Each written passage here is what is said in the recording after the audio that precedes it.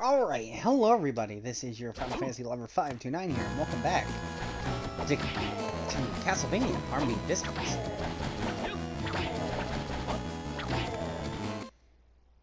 Oh wait, hold on, we actually got one of our co-hosts here with us, so hopefully he can keep me entertained.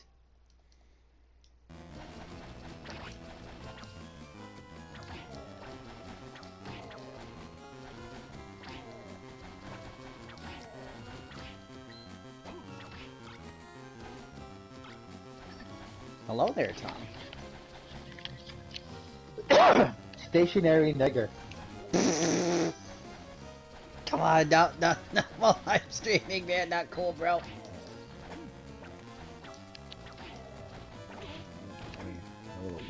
Oh, warning there, huh? I was saying. I said stationary neggy anyway. Right. Anyway, we're also joined by Time Chaos. Hello there. Yo. You know what they say, if you build it, they will come.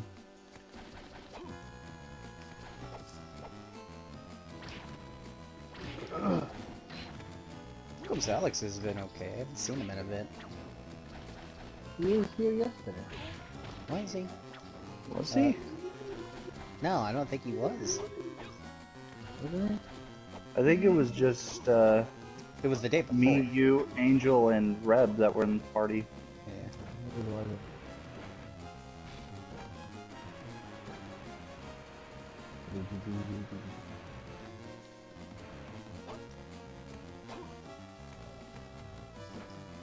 So how is the advanced collection?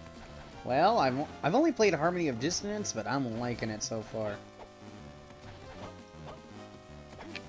Game hasn't crashed on me. Cause it's a game for losers. How dare you!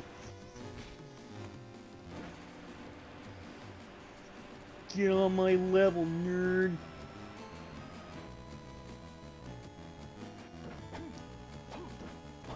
So yeah, OIC is back already, by the way.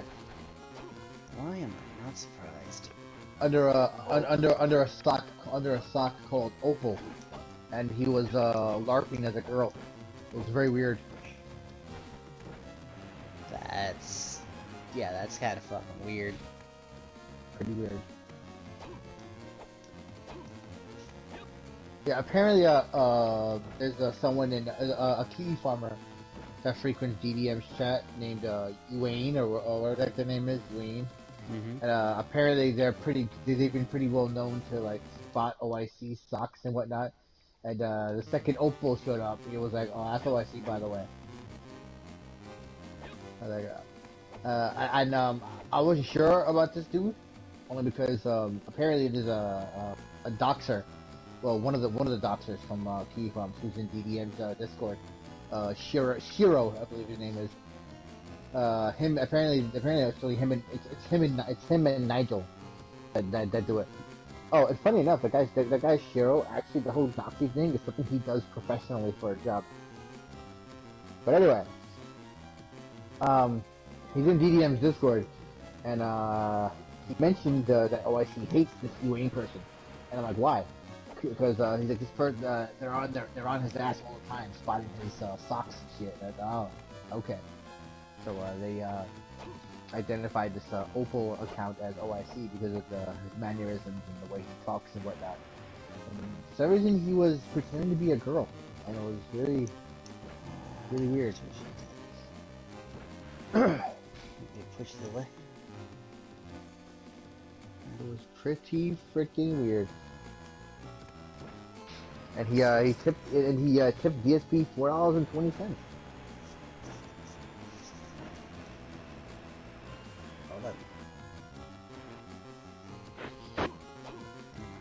Now,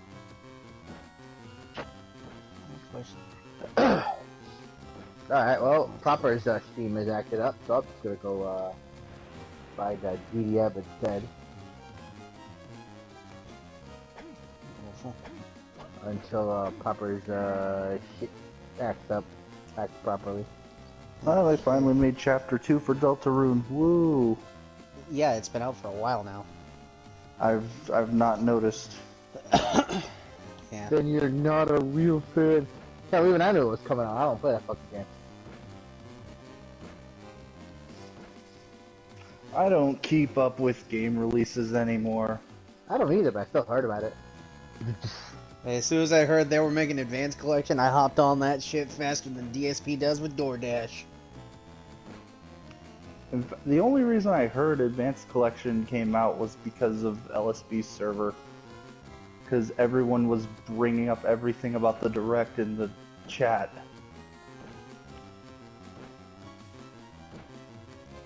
And from what I can tell, other than Bayo 3, I'm not missing much. I guess you're that Monster Hunter fan, huh? I don't have Rise. Don't like Kirby? Okay, there are like 3 or 4 things, but... I mean, I thought it was a fairly decent Direct. I don't think it was amazing, but I think they showed some decent stuff, a lot of decent stuff. The first ever 3D Kirby game, I think is pretty cool. The Mario Party stuff, I mean, there are fans of Mario Party out there. We're happy for that, so that's cool. The Chocobo Racing game, I thought was actually kind of interesting. I never really played Chocobo Racing, and I was really interested, so that's whatever for me. But hey, I know someone out there is fucking peed their pants when they saw that, so good for them. Oh, I think I had a lot of things that. See, the thing is, okay, this is what I always say about events like this. No matter what the company, Microsoft, Sony, whatever, is you're not gonna make. Is that not everything they're going to show is something you're going to want. You know, not every single thing they advertise is gonna be something you want. There's gonna be stuff there may be stuff there that you do want, and there's gonna be stuff that you don't that someone else is excited for. You know what I mean? like Animal Crossing. I'm excited as shit for the roost to come. And a lot of other people have been dying for some new content for the game and I guess you could say Tom's excited for that cock. And wanted, well, Brewster's a pigeon, by the way. So yeah. Anyway, but yeah, there are some people who don't give a shit. They don't care about Animal Crossing.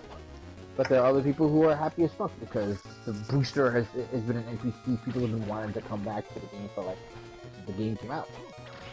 You know, so that's pretty much what I feel when it comes to like these gaming events that not everything that you're gonna see.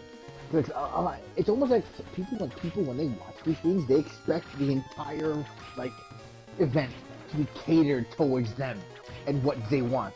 And that's not. And that's Nintendo's mini direct that had SMT5 but no Smash character call. I mean, the thing is, it's gonna be that way, and you can't be expecting. You can't go into these showcases and expecting them to show everything you want, and and just get angry every time when they fill up the event with a bunch of stuff that you don't care for, because there's someone out there that's gonna care for that stuff that you don't care for.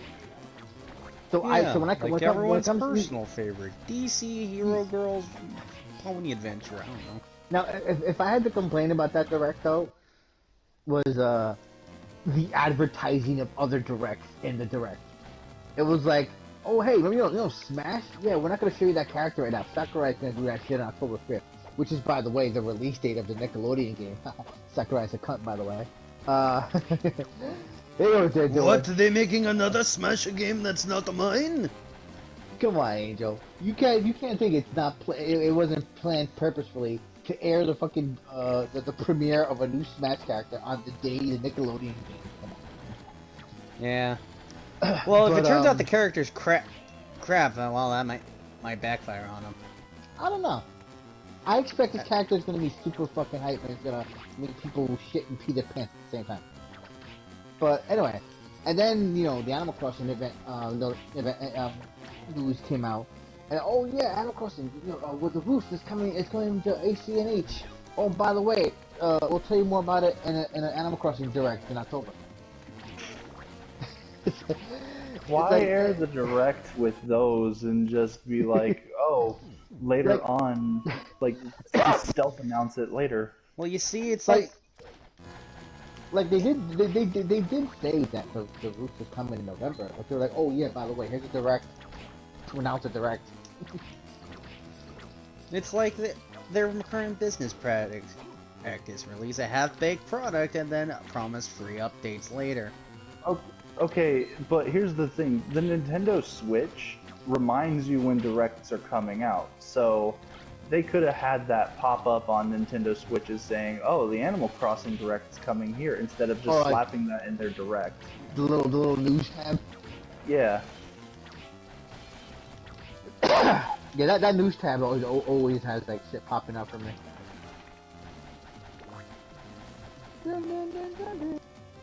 Oh yeah, sorry, Dragon Ball Z Kakarot came off with the Switch, not interested.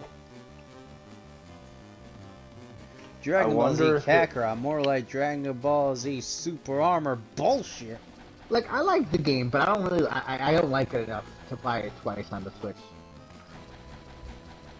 I wonder if it runs worse. I don't think so. I mean, Xenoverse runs really well on the Switch. The only odd thing about Xenoverse 2 is the Switch doesn't do anti-aliasing. So oh, so there's probably screen tearing up the ass. Not that much. How much is I wonder how Diablo 2 runs on the Switch. I mean, they got Jump Force to run on it. Yeah, but barely. Jump Force is garbage. Oh, it's $40. Got it. Well, I mean, maybe eventually I'll probably grab it. Diablo 2 I definitely want to get on the Switch and not on the PS4. Only because, like, it's so cool to be able to take it on the go. Show your 720p.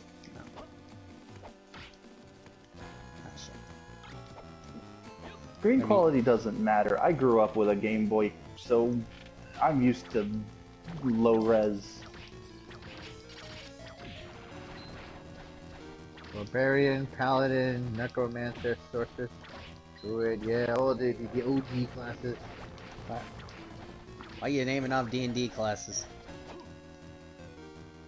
Participer. I gotta check reviews for the Switch version. See how the performance of this is. ActRaiser, I want to put in my wish list. I want to grab that later. You could always grab that Castlevania collection, only $20. Are the original ActRaisers worth playing? Yeah, I never played any of them actually. Well, okay. How much do you like old school sim games? Like SimCity. SimCity.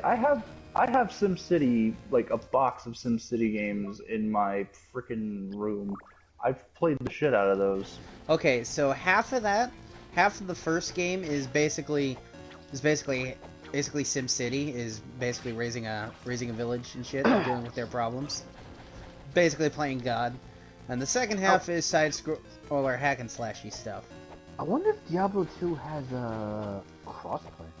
The second game wasn't reviewed so well because, well, they got rid of the fucking sim part.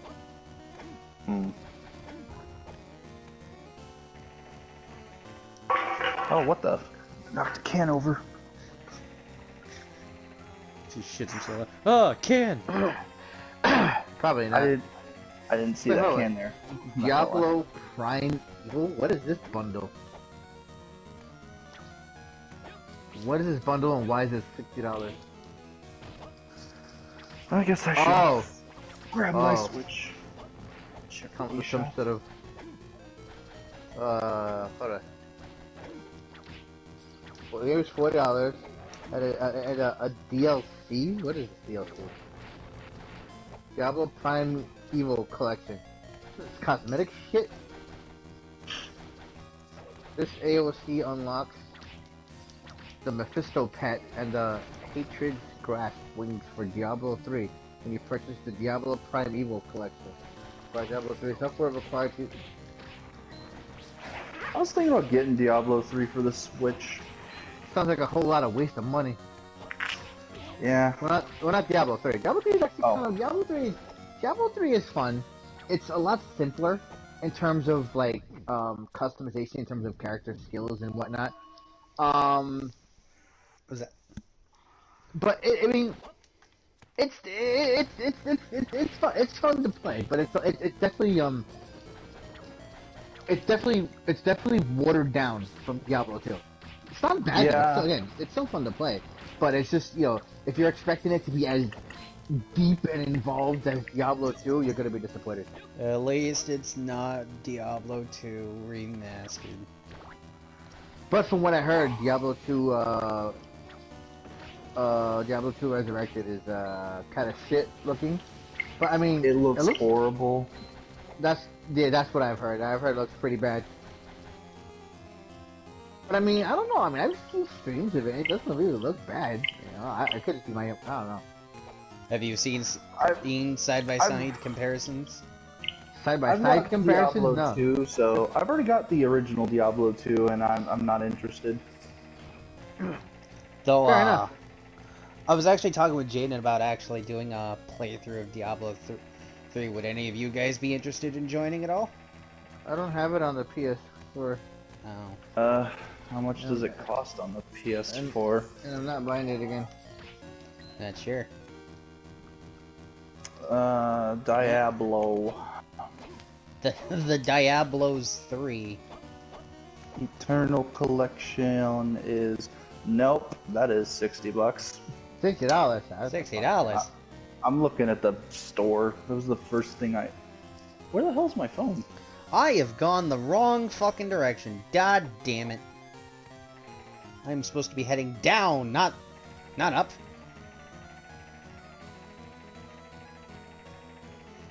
I am supposed to be So I think after I beat this, we're gonna move on. We're gonna move on to Aria of Sorrow. So, if they ever Castlevania 64, will you play that?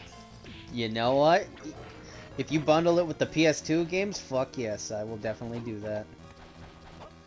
Especially since it won't be on an N64 controller, and I'll actually be able to fucking control the darn thing.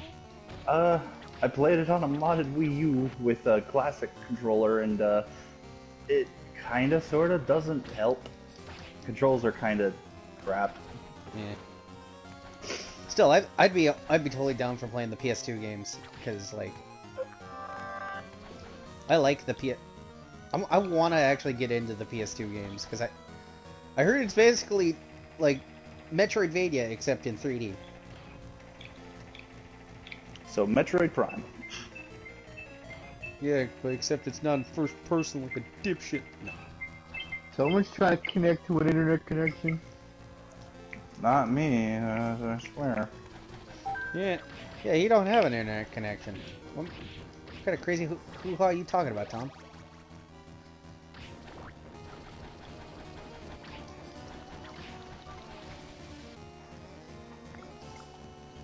Okay, need to head down here. Whip this. Oh boy, some gloves. Thanks, game.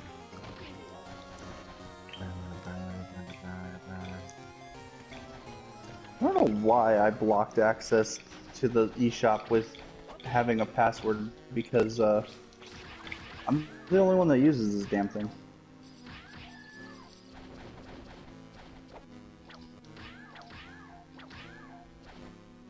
It's probably for in case you lose it in public or something. Yeah, I'm kind of glad this account didn't get hacked. Someone stole my my 2DS, and it had the account on it.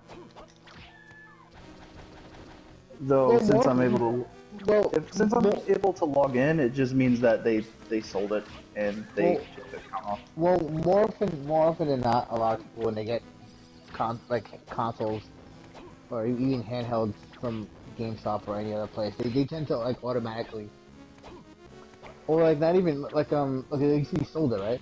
Like a lot of game stores tend to like reset the consoles themselves before they resell them anyway. Yeah, especially GameStop. I sold my 3DS, one of my 3DSs, and yeah, they did have to factor that. Yeah, they're never gonna sell it to somebody before they do that. Oh, the Castlevania Anniversary Collection's $5 on the Switch. I mean, if you like old school Castlevania, hell yeah. I warn you, it'll bust your balls. It even has Symphony of the Night on it. Well, actually, no, that's a completely No, different collection. that's the Rondo of Blood collection, I think. I'm pretty sure that has Symphony of the Night on it. No. Check the description. The anniversary collection No, it comes doesn't. with 1, 2, 3 Bloodlines 4, and the Adventure, Belmont's Adventure 2. Revenge, and Kid Dracula. Yep. Yeah, the Outer Worlds is $20. If you like Fallout New Vegas, then it's right up your alley. It's not as deep as Fallout New Vegas, but I thought Outer Worlds was pretty fun. There's definitely a lot of dialogue in the game, much like New Vegas, how New Vegas was. The gunplay is alright. It's a fun game. I liked it. Oh, No More Heroes on sale too, and the second one. Damn, they're having some good sales. Only play No More Heroes is if you want to hate yourself. The games are good. I like both No More Heroes as 1 and 2. Okay, good.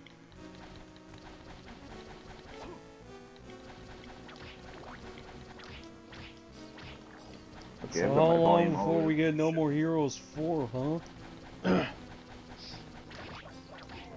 Panzer Dragoon's on sale too. Neat.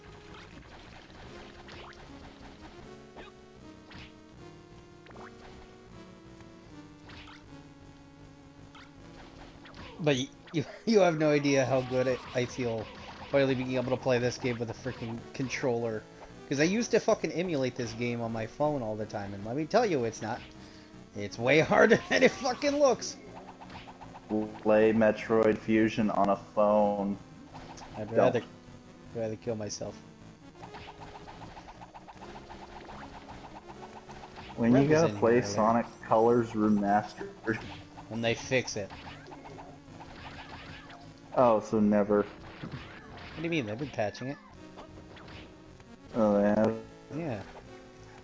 Oh, of course they'd patch the one Yo, that everyone had why fond did- memories of. But Why they did didn't. DSP acknowledge that OIC comment? I don't know. Oh yeah, Street Fighter tonight. Joy. I say with.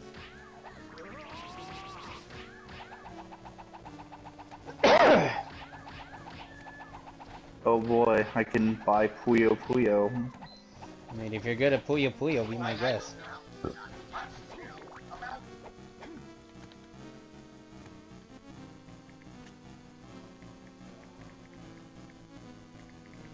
They got Fantasy Zone on sale, but not Fantasy Star. Oh, I already bought Fantasy Star though.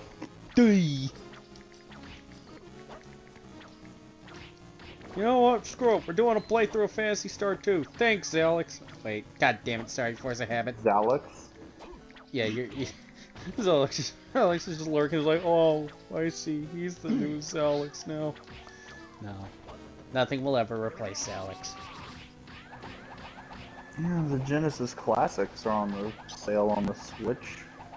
And if you want, go Ma- nuts. The problem is I want my PS4 games, but at the same time, like, I want the to take fight it on between the I have no shitter. Switch games.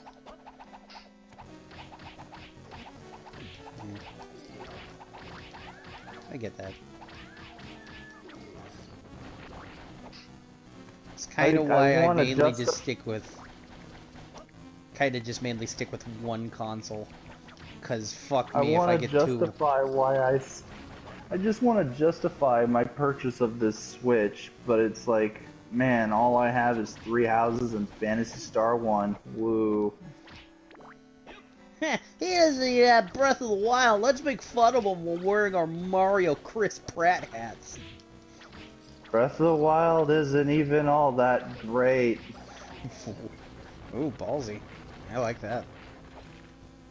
Finally, someone okay, sees it. it's a it's a pretty good game, but it is not 10 out of 10 material. It is a solid 7 out of 10, and I'm not using IGN's 3-point scale. I'm using 1 through 10, like the normal way it was meant. 7 is good.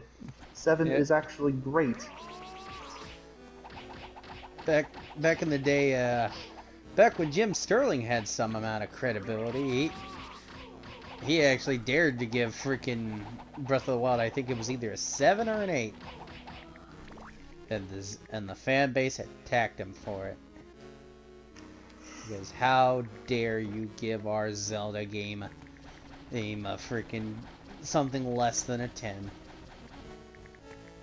I'm pretty sure there was a popular publisher that got flack for giving Twilight Princess a 8. Yep, that sounds about right. Like, 8's not a bad number, even if I also think it's a 7.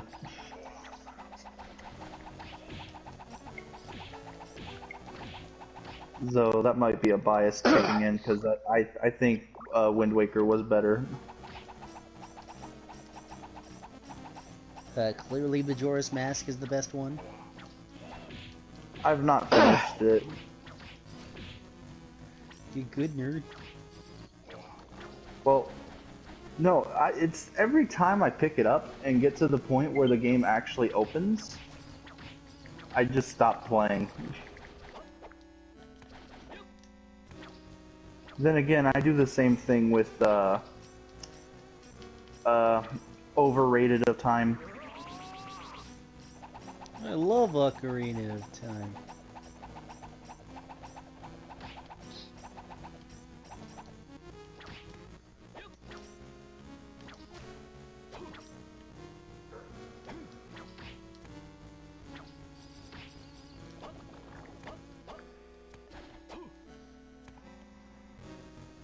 I'm like one of the 3 people that liked Skyward Sword when it came out.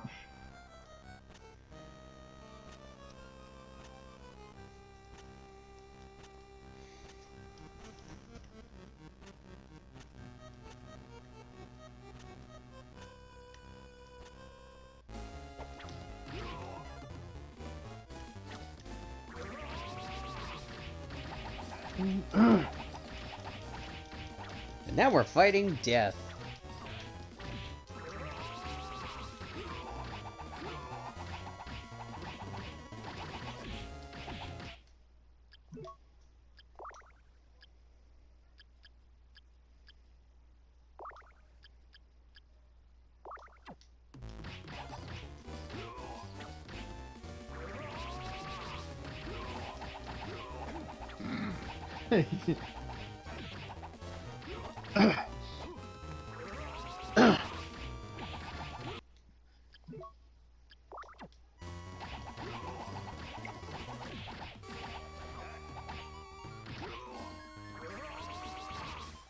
God, I hate this freaking What a UI dumbass. so bad. Get fucked. Hey, we did it. We beat Form 1 of Death. Oh god, what is that thing? Oh lord. Jeff's got some fucking thriller hands.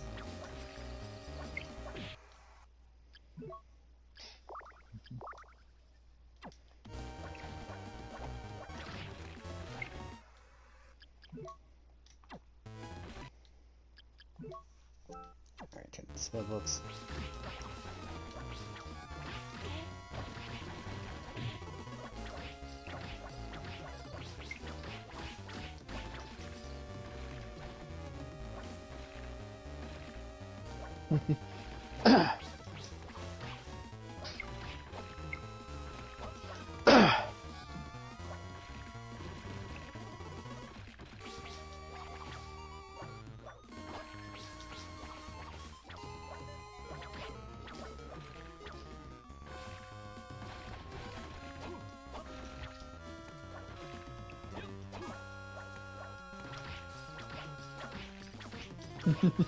Man, baby race.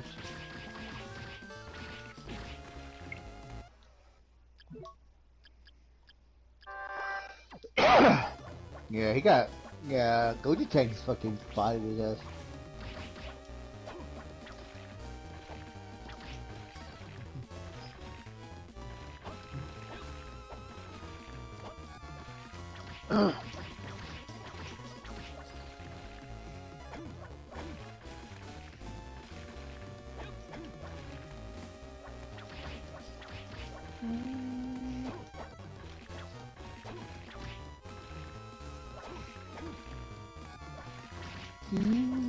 Hello? Yes. Yo. No, I just got a quest. That's why I wanted to make sure I was still on a party chat. Sorry, I'm in the middle of a... No, it's fine. I was just wanted to make sure.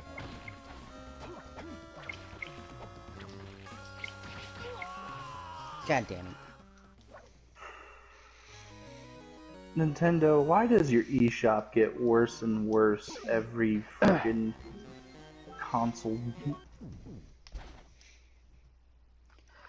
As it chooses to be. You brought this upon yourself. Or something like that. I don't know. I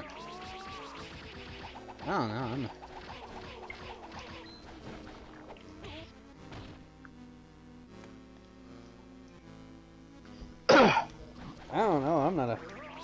I'm not a scientist.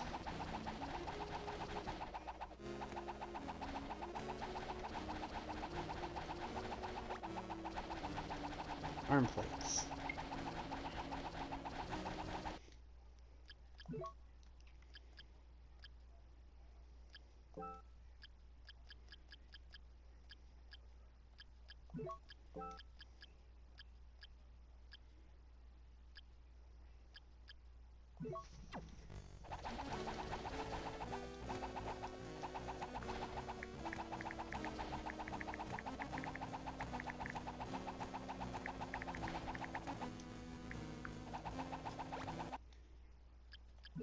Alright, leggings.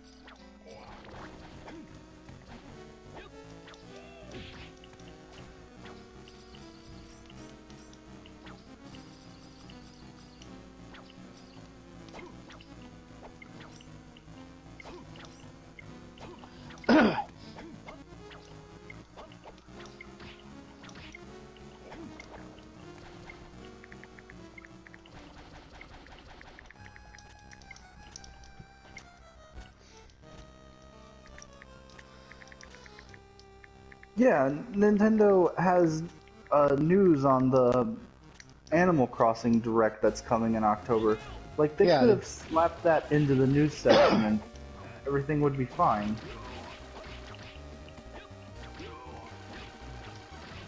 Unless they're plugging it for the people that don't have a Switch.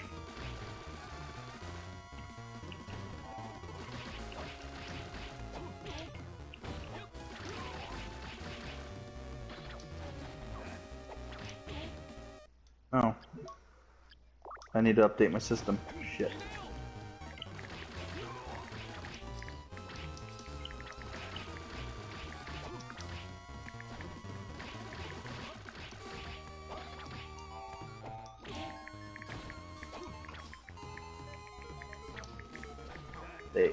They added the ability to use Bluetooth with headphones.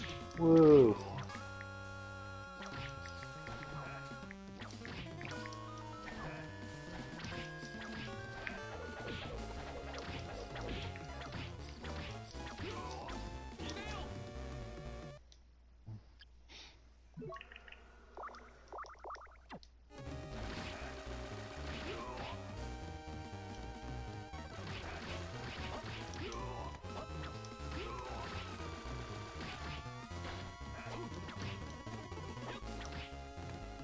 Bluetooth microphones can't be used, though.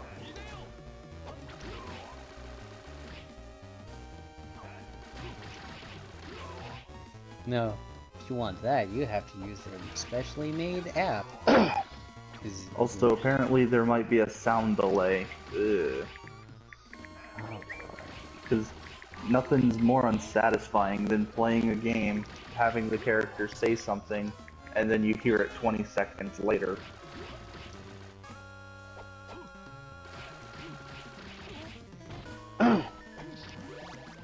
I'm just imagining playing Overwatch with that. You just die to a high noon and it's just like, 20 seconds later. I've died to those plenty of times. With the sound delay, you just hear it 20 seconds later. Like, there have been plenty of times when high noons have gone off and I was the only one that got killed. Lots of times. Yeah, because you chose to play healer. Yeah, well, I mean... Listen, someone's got to do it. No one else in Overwatch wants to fucking do it. It's like fucking... playing MMOs and... You know, playing MMO. There's like 5 million fucking DPS heroes. And like 2 people are playing tank and support. Well, yeah, but most MMOs healers don't suck. And then people are asking, why did it take me 2 hours to get into this raid? And you know, pick a class that was, you know, in demand, get in faster. Everyone wants to be the fucking hero. And I'm a great support, by the way. You can suck my Greek American. That's it. It's hard to be a good support when your DPS and tanks suck. Oh no, I was just talking about how healers in Overwatch are kind of bleh. Well, there's still some really good support characters that otherwise they just like dick over. Like Brigitte. Like Brigitte used to be pretty good, and then now she's garbage, so no one picks her really anymore. Baptiste is good, but he's very situational. Moira is good, but she's also situational. You can't use her in all instances. Like let's say you're playing defense on a 2 CP map. You don't really want to run Moira because Moira, in order for Moira to be an effective healer, she has to be in combat a lot. And if your team is blocking the enemy at a choke, and a lot of enemy fire is coming in through that choke, it's very risky to get into like damage distance of enemies in that situation and do damage and heal your team. So I wouldn't run her on defense on CCP. On attack probably. It's not really defense. Lucio is good in a lot of situations, but also wouldn't use him on defense on 2CP because, you know, your team is going to be standing in one place, and Lucio, he shines by keeping his team moving fast and keeping it healed. If your team is standing still, all you're fucking doing is hopping around with healing mode on, shooting through a choke. Not very effective. The only healers I would use on like a 2CP situation is probably Ana, and Mercy. Well, probably, and no, actually Baptiste would be good in that situation too, because on defense, for 2CP, your teams are usually kind of together, so Baptiste's healing grenades would be effective as well as his immortality field. So Baptiste would be helpful too. But like Lucio, even Zenyatta would be good too. But Brigitte, I would never use. And Moira I would never use on defense for 2CP because they won't, like on attack probably, because your team's objective on attack for 2CP is to push through the choke, you know, so you're going to be put into a combat situation where you can, you know, hit the enemy, you know, and proc her passive healing ability. But on defense, Brigitte is garbage. Well, she's garbage regardless, but.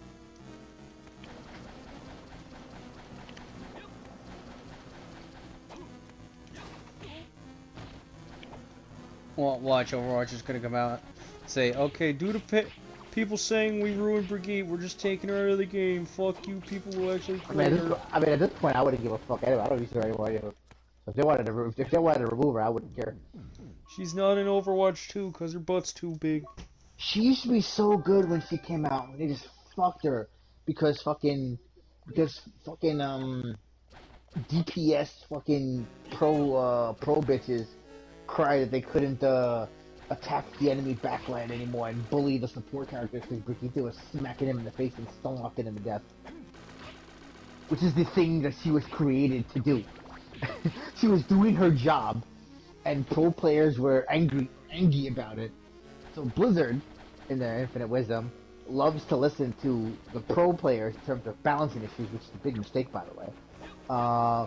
And nerfed the ever-loving piss out of her. Which is the same reason why they nerfed Mercy and gave her rework, because pro players were bitching that Mercies would hide, God forbid, hide during big enemy encounters, which would wipe out your entire team. God forbid a Mercy player who has a mass res ultimate, by the way, would hide so they can strategically raise their team as they were getting wiped.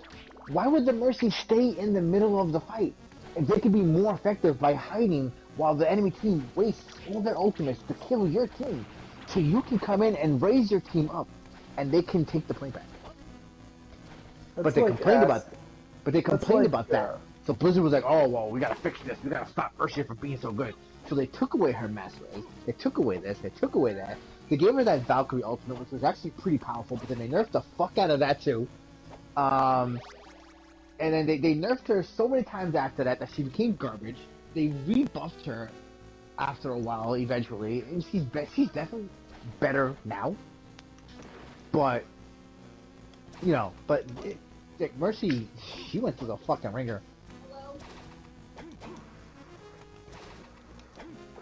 Kind of reminds me of people who would be like, why isn't the healer cleric running in the front lines in a raid? Like, no, you don't know how this works. It's like, it's the dumbest thing to complain about ever. It's like, yeah, the Mercy was hiding. Why the fuck, if the Mercy knows she has an ultimate that can raise her entire team up from being wiped, why the ever-loving fuck would that player risk death for the opportunity for their team to lose that point when they can just simply hide behind a wall really quick and then come back out and potentially bring their whole team back and take the point back from the enemy team? Why the fuck would they put themselves in that situation? Like, it's not cheesy. It's called strategy. In my opinion, it is the enemy team's fault for wasting all their ultimates and not killing the Mercy first before doing so. If you're on the enemy team, you should make sure that Mercy's dead before you waste all your ultimates wiping out their team. If you come in hot after taking the first point, you're coming in to the second point on the 2 CP and you're bull rushing that objective, and you come in to take that second point, and then you're not paying attention. You come in with whatever ultimates you have left from the first point, and you do a team wipe, and then Mercy comes up from behind the wall and raises the team. It is your fault for not making sure that Mercy got taken out first, especially if there's a Tracer or Genji on your team, whose prime objective usually is to attack the backline and pick off the squishies. But whatever, is what it is. Mercy's in a better situation now than she was. But, you know, I think I liked her better when she first aired. But I do like her Valkyrie ultimate a bit. The whole mass healing and mass DPS buff that she has now. I kind of like that. But, is what it is. But yeah, it's pretty obvious that Blizzard just hates support heroes because they always nerf the support characters, and they hardly ever do anything to the DPS characters. And now Practically they're never. changing the Kree's name. Tracer has literally remained untouched since the game launched. Not a damn thing was done to her.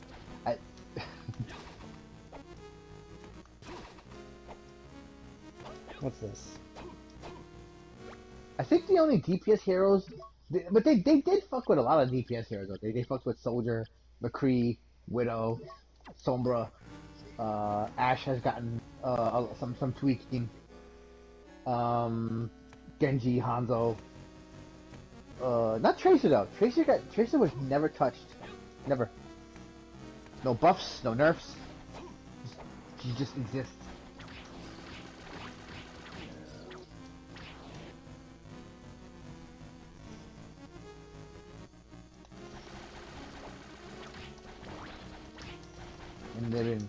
apparently they're nerfing tanks a lot for Overwatch too.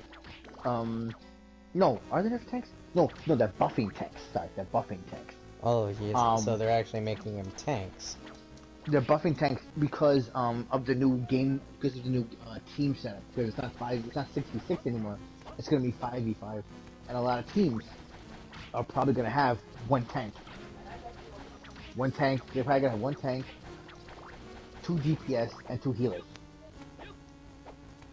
And they're nerfing supports too. But the nerf doesn't. I know it sounds like, oh my god, because I was like thinking that same thing.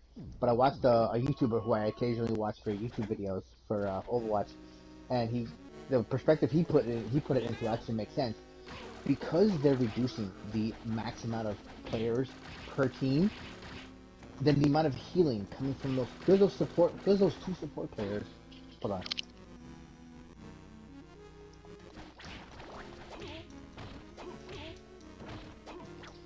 Because those support players are only going to be healing 1 tank instead of 2, they don't need to be as strong as they are now. So it makes sense to nerf the supports a little bit. Because if you don't nerf them, then they're going to be too powerful. You know what I mean? Then they just turn into Brigitte again. You don't want no freaking. Shit in Overwatch too, because I'm kind of curious. Because I like the lore of Overwatch. I like the characters. I'm kind of curious about the single player campaign that they're working on. I'm kind of curious about. At this point. Does Blizzard care what? I don't know. I haven't been keeping in touch with the lore of Overwatch. Does Blizzard? What were you asking? You kind of mumbled that. Do they even care at this point? Does Blizzard care? Yeah.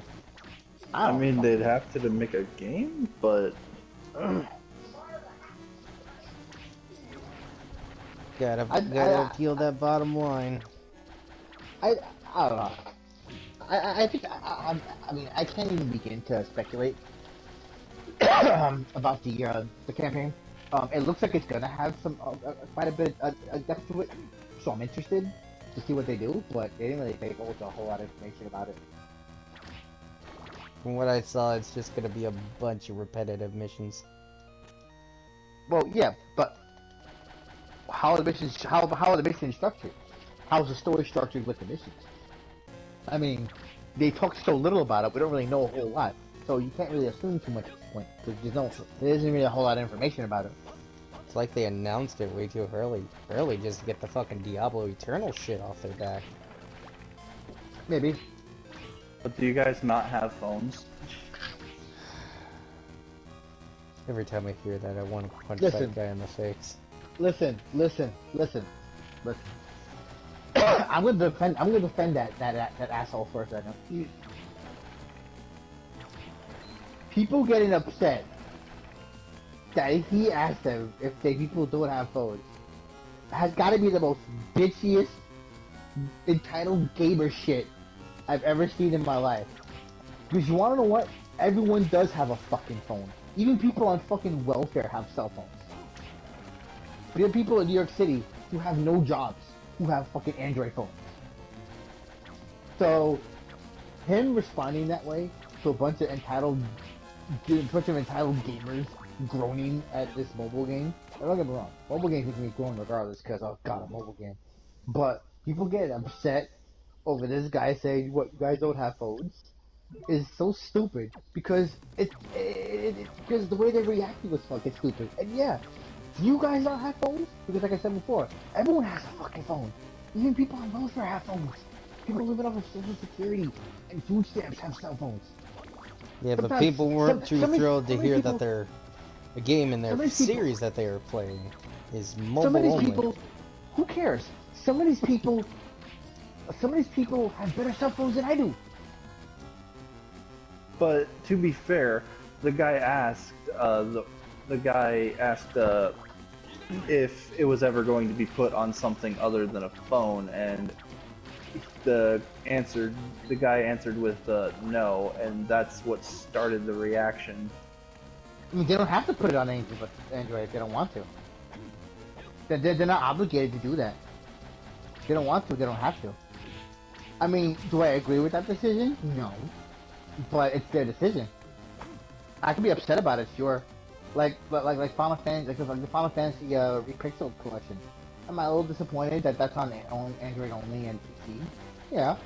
But am I gonna fucking write like Square Enix angry, salty man baby letters about it? No. I mean, it's their decision, and just disappointing. But life moves on. Play something else. It's not hard to emulate an Android phone on your computer too. Well, I don't have a computer. I think the other point of contention, but it's really just a okay thing, is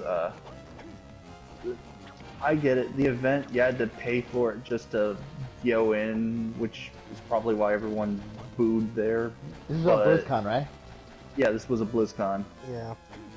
Well, BlizzCon's always been a paid event, though.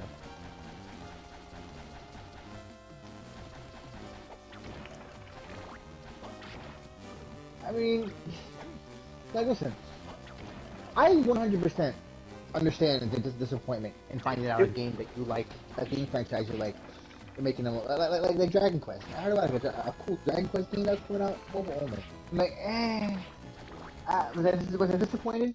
A little bit, but I didn't really care. Fucking Nier, the freaking Nier came out with a fucking prequel game or a sequel game or some shit that's on mobile only. I mean, am I disappointed? Not really. I don't care that much. But I've liked it if it was on a different platform.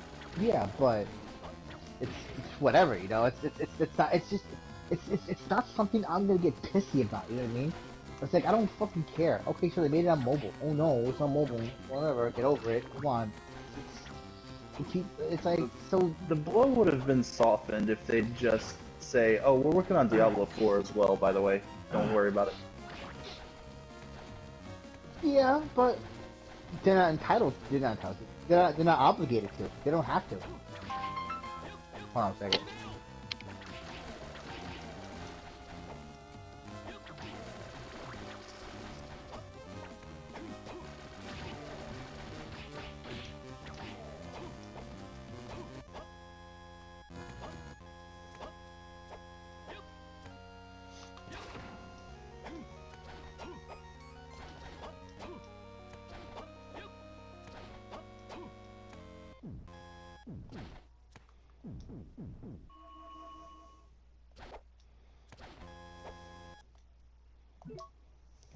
Quit.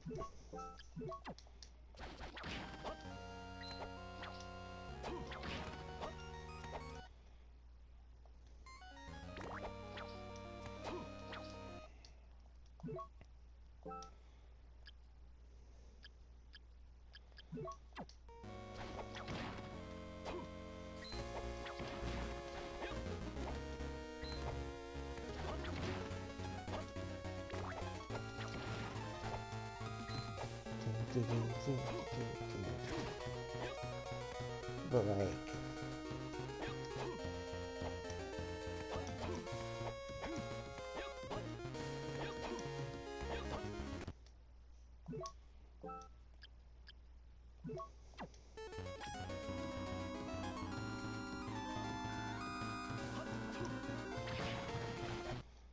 Yeah, usually I forget that game exists. yeah. Blizzard's been a shit company for forever now.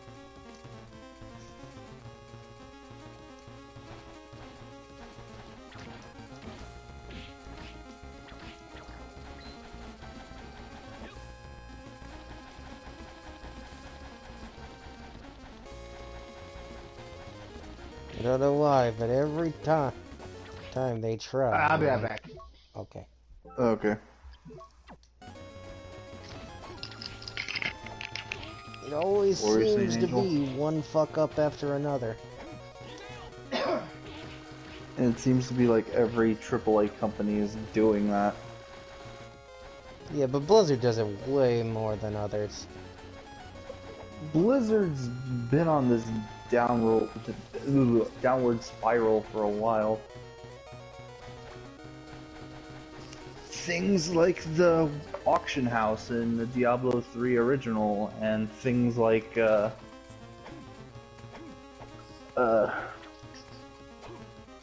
what were any other controversies at the time? Them shutting down that one World of Warcraft server. Oh yeah, that and Heroes of the Storm. Remember when they just went like, "Hey, sorry, people we pay for tournaments. I hope you weren't planning on getting a payment this Christmas, because we're canceling you." So, you fuckers are out of a job. Get out. That reminds me, you ever heard of a game called Lego Island? Yes, I have. Okay, so apparently from what I heard, the company fired the entire dev team when the game came out so they wouldn't have to pay the employees a bonus. Wow. Because when a game is released, everyone that worked on it gets like a bonus or something. Right.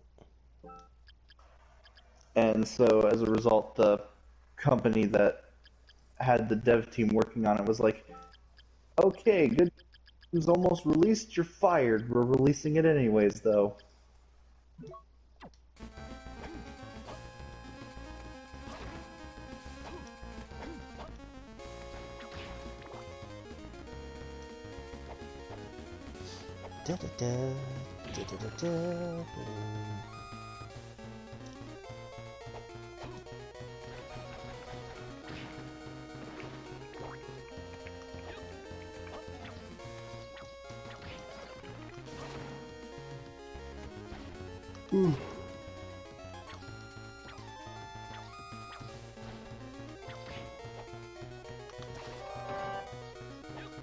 Bone liquid bone.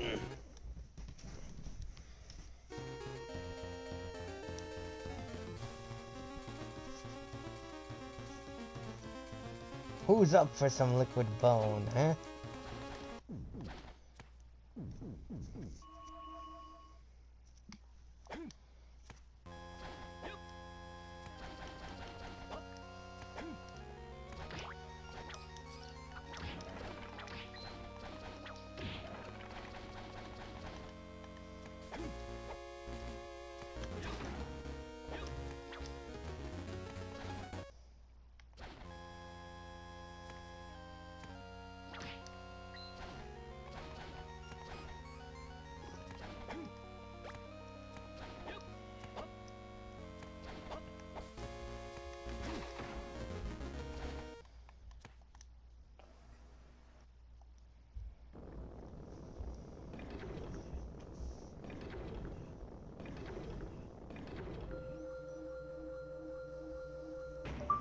Oh, what the?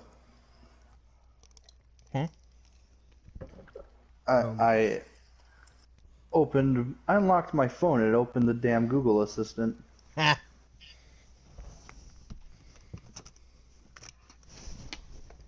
Wherever you do, don't yell, "Hey Google."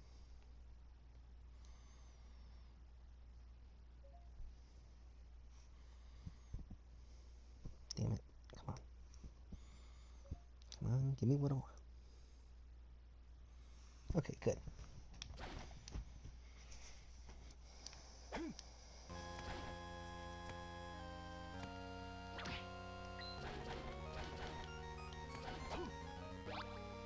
Yeah, we got the platinum tip now.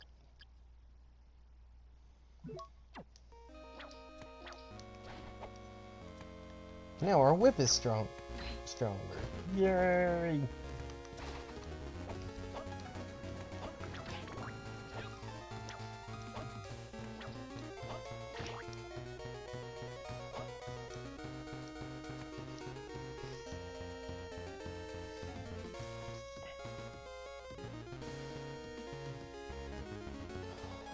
Oh, I realized.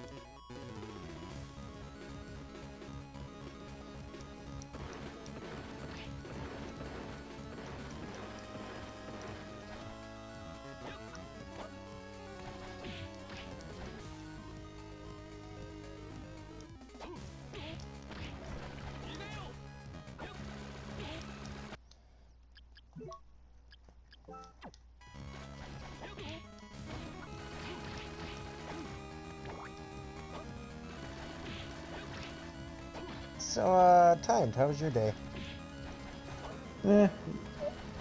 Kind of uneventful. You were just sort of there. Yeah. I existed.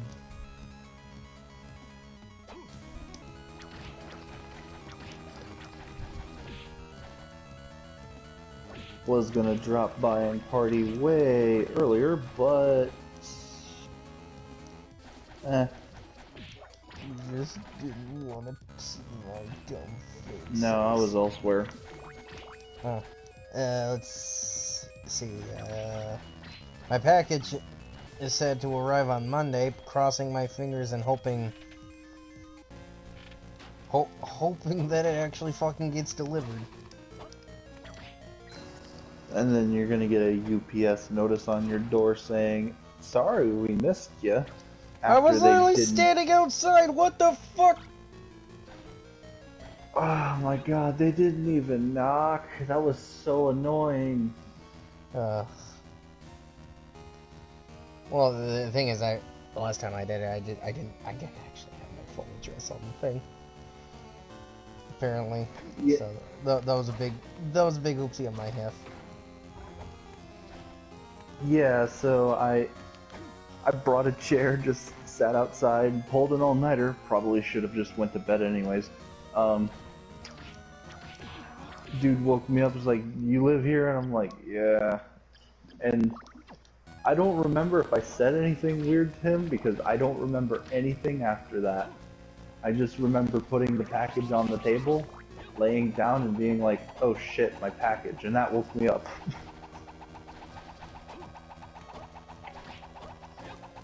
Yeah, I hope everyone's having a good day. I know I am.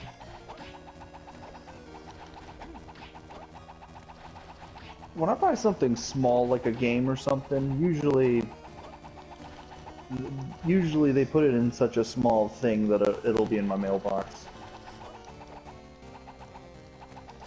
I'm hoping either it gets delivered into the mail. Well, actually, no. No, my thing is actually probably going to be delivered,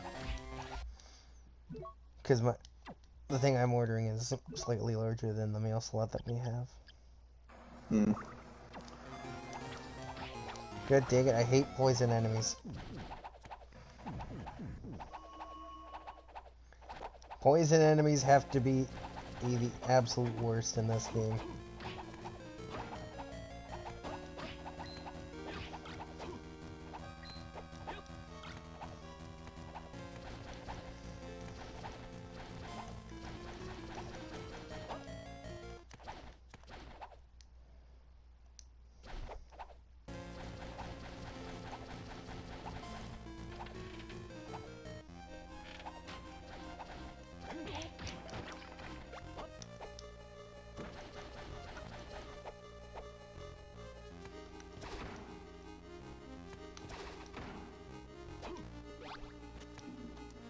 Hey, there we go. We got the Eye of Vlad, aka Dracula's Eye.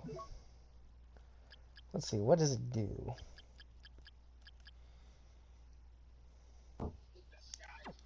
Has the power to negate curses.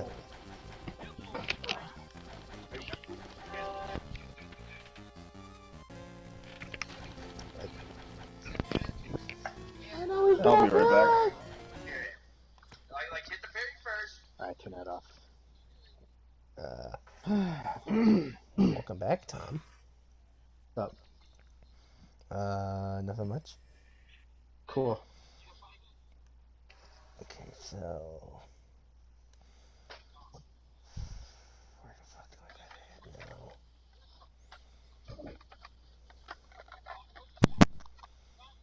I know I have to head somewhere now.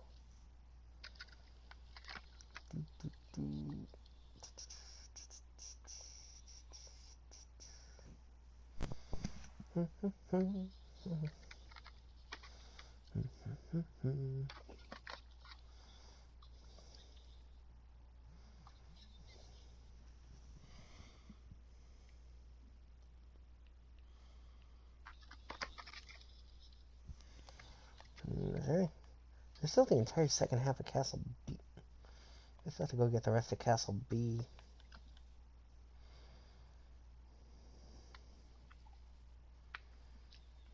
Hmm.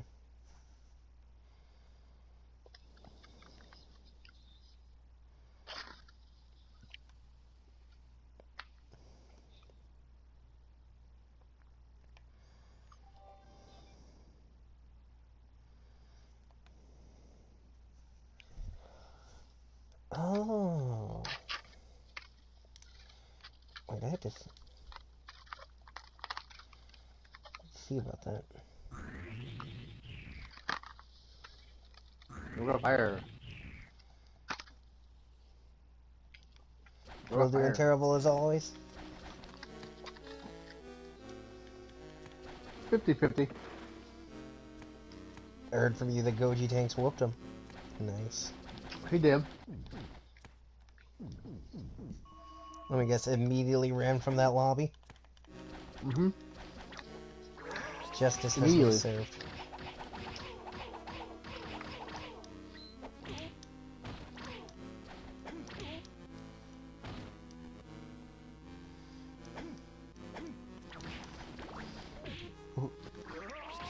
What do you whoop him with? Sean again? Mm-hmm. Oh, that makes me happy.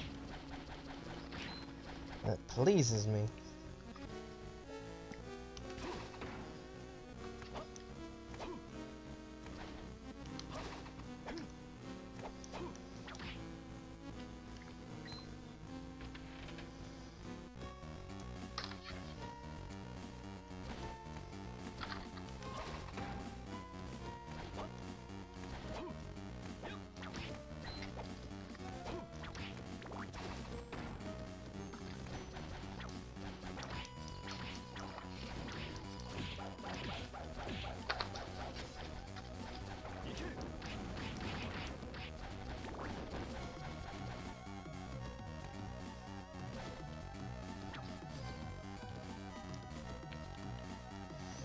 Oh, okay. That's why that's happening.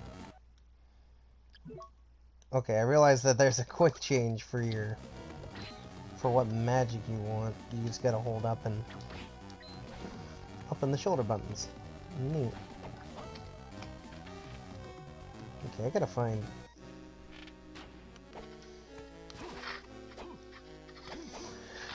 find a shop.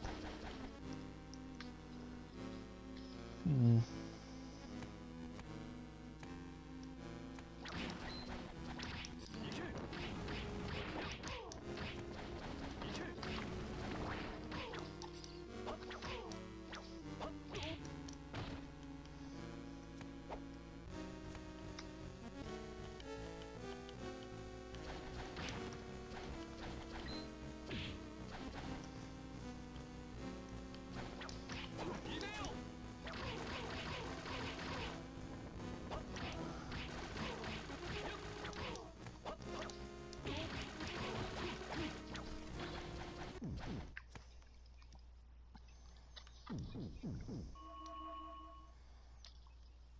Alright,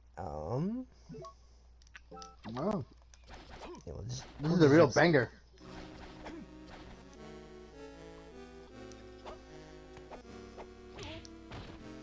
What you mean? Proper made a real banger. Oh, nice.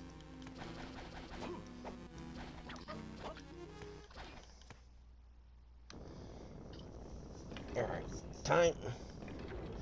time to switch over to the B side.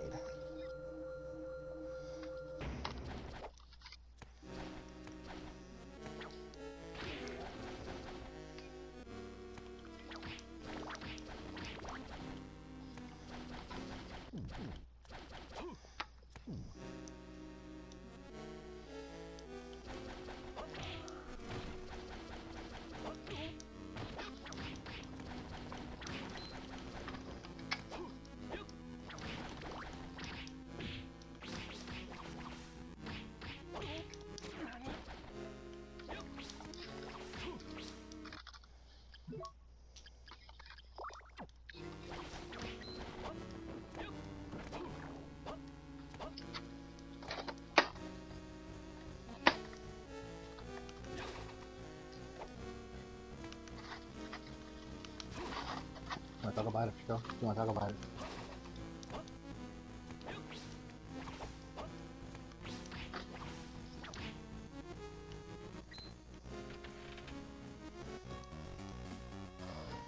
How much money do I have? I can't really tell. Oh, wait, I have 15. Oh, that's a lot of money.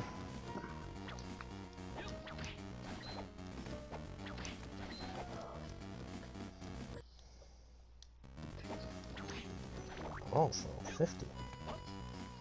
That is a good thing.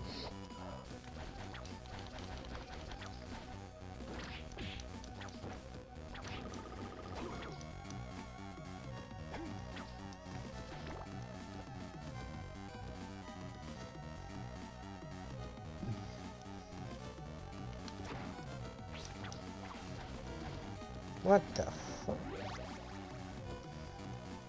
Oh, okay. That was kind of obscure.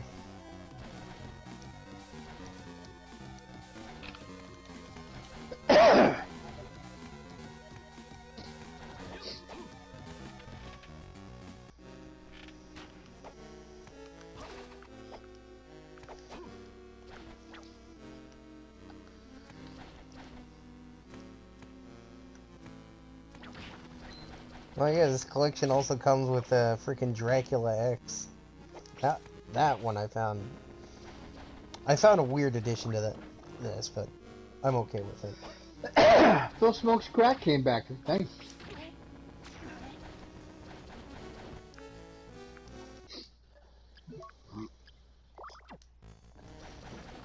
I don't care if Phil smokes crack. You can smoke gin for all I care.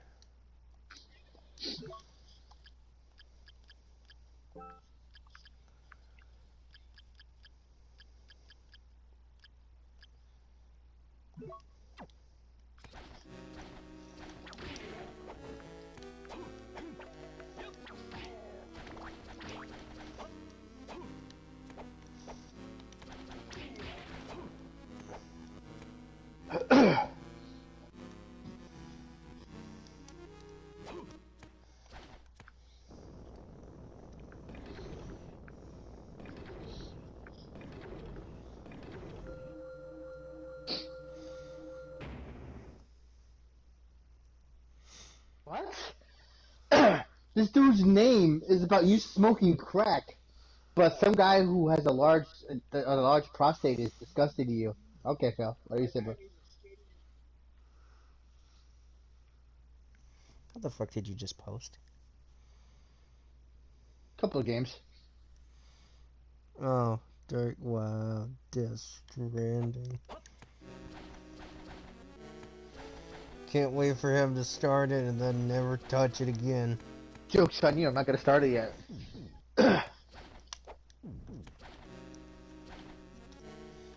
You big fucking asshole. Yeah, but you finished the original edition, you fucking... Yeah, exactly. That's weird. Phil smokes crack is okay, but tangerine-sized prostate, you're banned. Crack is a different... It's a way more or less subjective topic than prostate, dude. I don't know. He'll have some form of ass backwards.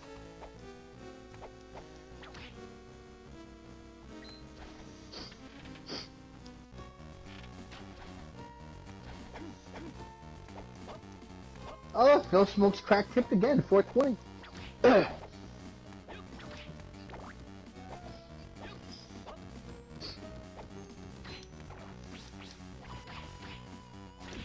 People that still give Phil money after all this damning evidence of his addiction are some of the dumbest cucks in the world. Oh, excuse me. Hey, we got the Iron Vlad. Nice. What's that do? One of Dracula's body's remains increases strength. And it's gone. And it's gone. Oh man, he goes away for a pee break and he gets 2 tips from the same dude. Very nice. That doesn't sound suspicious at all. Who gives a fuck? Sus. Who gives a fuck? I guarantee he's not gonna hit his hat. He's not gonna hit his hat goal again tonight either. His Nazi goal. Uh-huh. Because even though OIC came back today, he's definitely done tipping for now. Because with the exception of the whole the ult thing, all of his usual stock counts have not tipped at all today. Not a single one of them. No Judente is gone magically. I don't know what happened to him. Where'd he go? Where'd Chris go? I don't know. Chris is gone. He's left. Not showing. Kevin Bernstein is gone too. What happened to Kevin Bernstein? I don't know. He's gone.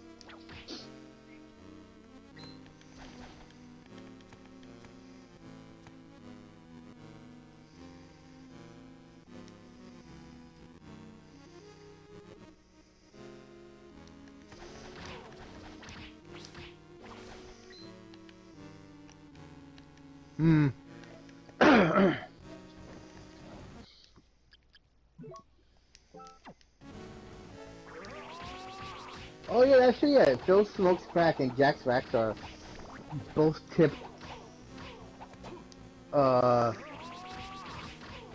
They both tipped 50% each of that tip score. Tip total. Jack's Racks are tipped 25 of it. And 14 of it is Phil Smokes Crack. I don't know, Jax Raxy. Why you only giving me $25, dude? It's kind of horseshit now. Welcome back. Alright, welcome back. The whole time, Tom took a shit and ranted about how they messed up his sandwich. He hasn't talked about that in a while, for obvious reasons. Other things are, I think, on his brain. So constantly bringing up the fucking chicken sandwich is probably the last thing he feels like doing right now. I was about to say, because a new problem propped up in his face. So, funny enough, OIC actually works in cybersecurity, which is why he has so much money.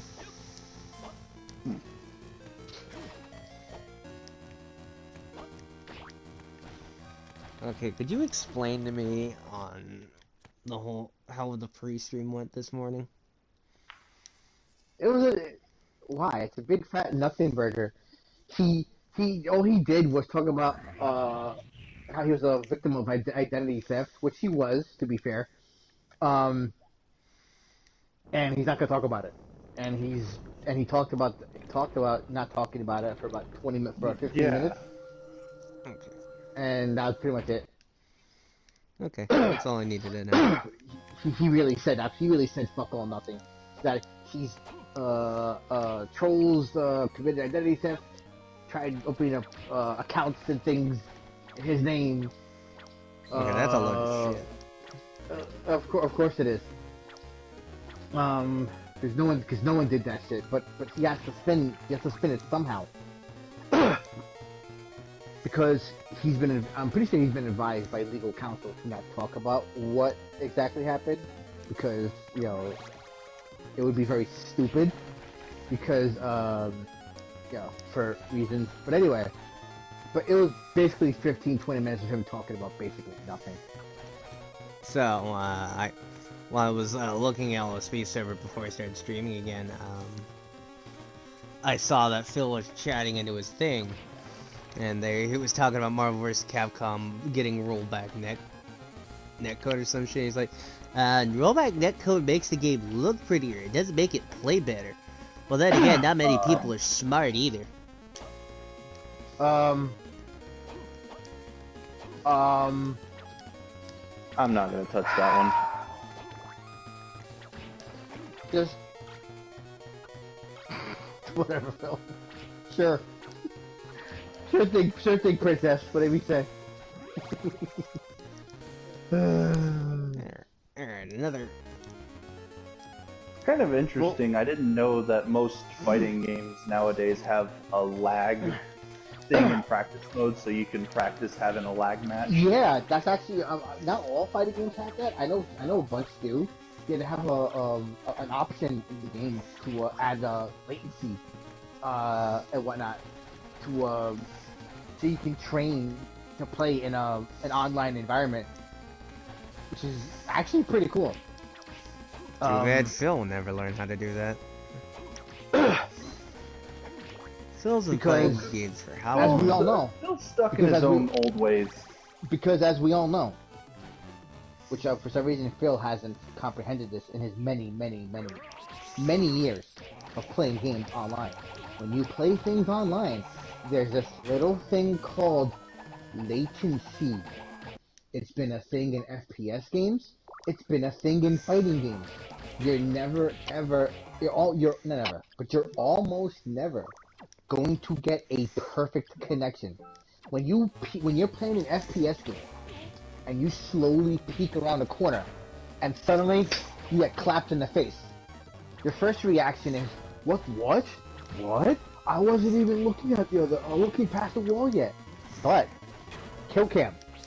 Other That person. shows you what the server got. The person side shows your head clearly past the wall.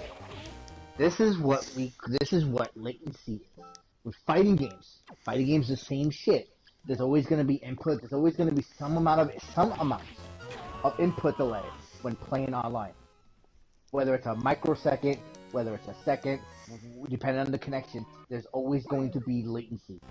It is a thing that exists since the dawn of online gaming. For some reason, Bill does not seem to understand. I mean, he does to a degree with fighting games, because he's always complaining about lag, and lag does exist in fighting games. It does. And lots of fighting games do have shitty internet. The Anniversary Collection, for one, has horrible netcode. Yeah, Horrible. Yeah, I saw its online fights, and like, yeah, that wasn't meant to ever be put in an online scenario. No one who plays this game respectfully plays this shit collection. They play on Fightcade, because Fightcade is where you're gonna get for one, the competition. Two, well, way better connections. This game, see, the problem isn't so much playing on console. The problem is just that the company that did this game just didn't, I don't know, they just didn't care. And for some reason, they never cared to fix it. Like, ever. So it's just left in this, like, infinite shit state for as long as whatever sad sack still fucking play it. Cough, Phil. Nah. And the funny thing is, though, too, is that he has access to a better version of the game. His PC can more than handle Street Fighter 2 Turbo. And he can play on Fightcade, and he can get a lot of good challenge, too. But he won't do it because everyone that plays on Fightcade are cheaters, and they use macros, and they have blah, blah. And it's like... It's because he's afraid to get his cheeks clapped. Well, of course. Because anyone that still plays this game that's worth that ounce of salt, play this shit on Fightcade. I can guarantee you. But a lot of people have moved the fuck on. Not a lot of people really, not even people who played this game professionally years ago probably don't even fucking play this game anymore. This game is done. It's an arcade. It's a 30-year-old-ish fucking fighting game. It's done. It had its time. Like playing it casually with friends and stuff for shits and giggles.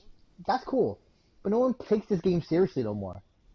No one gives a fuck about Super Turbo no more.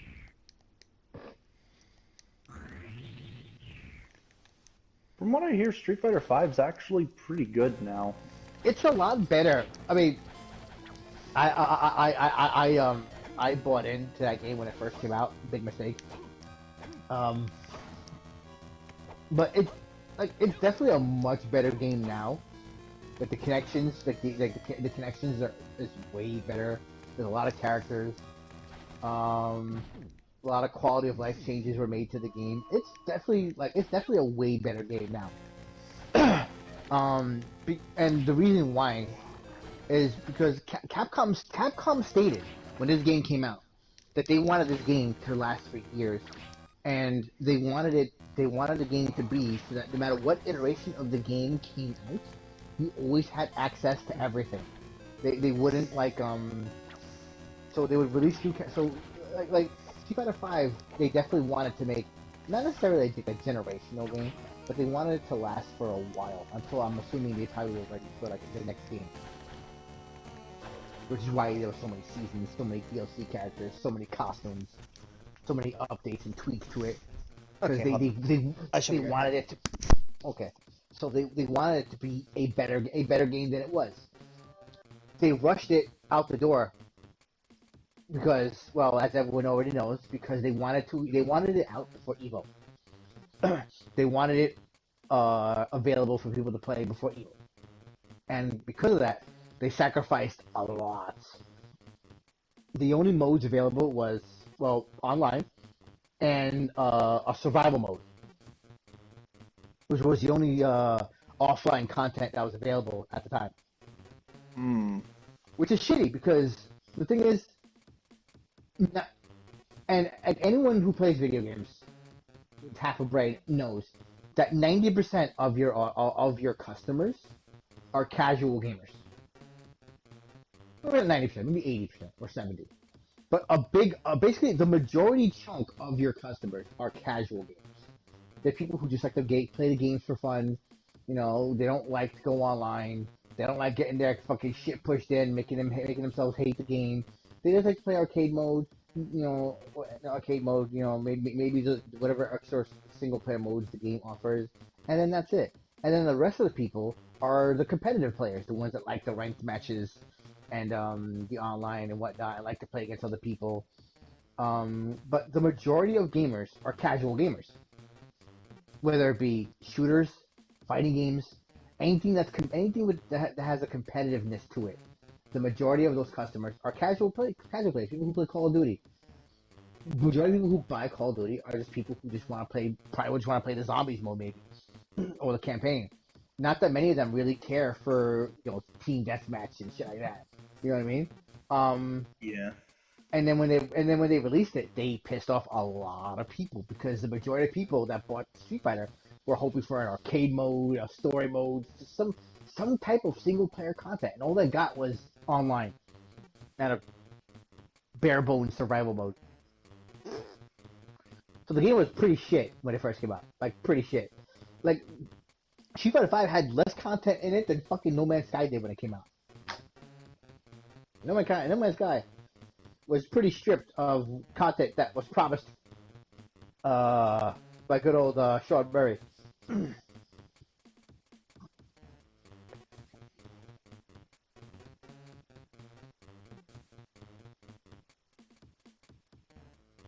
but now, see, and this is where my feelings get conflicted. I like that they took the effort to improve Street Fighter 5 and to make it a much more better game and entertaining game for people to play. But the thing that I hate and that I really wish would just stop, and developers would just like, you know, just stop, is releasing games in the states they've released them in, and the whole, oh, we'll just fix it later if it's not good enough kind of a mentality. And so many games did this shit. A lot of oh look, more money.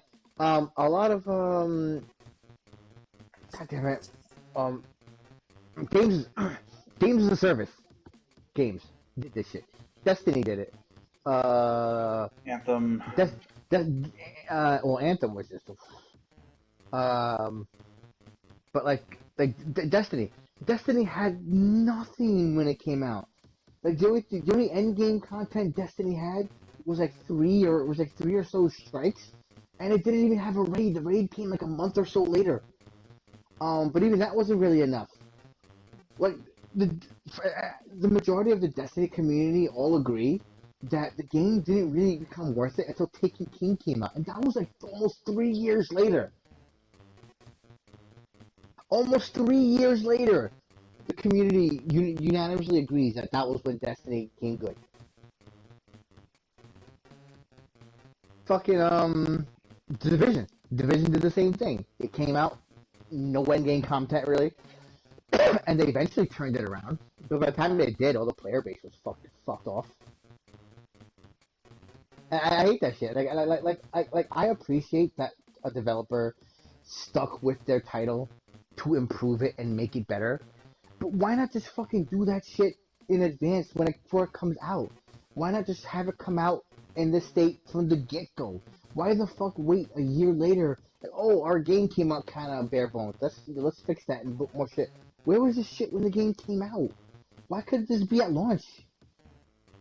All these companies are so quick to just shove these games out onto discs and shelves that they don't even fucking care about the overall quality of it until after the fact when consumers get a hold of it and then the complaints start pouring in. In defense of Hello Games and No Man's Sky, that project was a little too big for their britches when they released it. But for the other big boy companies, like with Destiny, that's Bungie, they've made like the Halo games, and those are pretty big projects in themselves. I lost my ball. Well, my counter argument to that though is that that it shouldn't matter. When you make promises, then you should take the time to fulfill those promises. What I miss? Instead, nothing. I was just talking to Timed about how I really wish developers would stop releasing half-cooked games and release them finished like they should be. Like we're talking about Street Fighter V and how it's a better game now, but when it launched, years ago, it had literally nothing. It had an online mode and a bare bones survival mode. Yeah, yes. And like I was explaining to him, where I do respect developers that stick with their products to make them better for people that purchase them, so they are more, that they're more pleased with the product. It's something that really should have been handled before. Like I was talking to him about Destiny. Like the majority of the Destiny community unanimously agree. Like there's hardly anyone who's played Destiny that doesn't say this. The Destiny really became worth it when Taken King came out. Like Taken King came out like 2 or 3 years after Destiny came out. Oh yeah. That's horrible. That's not good at all. The only other example I can think of is Final Fantasy XIV. Well, yeah, 14. See, but you can't really compare because 14 actually came out finished. It was a finished game when it came out. It had a lot of end game. Like, yeah, when it first came out, it was messed up. It didn't run very well, and they fixed that. But it's vanilla. The vanilla game had a lot to it. The fucking Bahamut Coils shit. That shit will keep you busy for a long ass time. That was challenging content. The less I think about Final Fantasy XIV 1.1, the better. The story content was pretty good. There's a lot of optional ways you can do it. Yeah, the primals. So primals are fun as fuck to fight. They had a lot of decent content that came out, and the content they did add, the paid expansions, were massive expansions. All of them, entire whole areas with their own stories and raids and everything. Actually, I missed the mark. Final Fantasy 15 was pretty incomplete at launch. Oh, yes. That game definitely was missing quite a bit when it came out. And they attempted to fill the gaps with the character story DLC.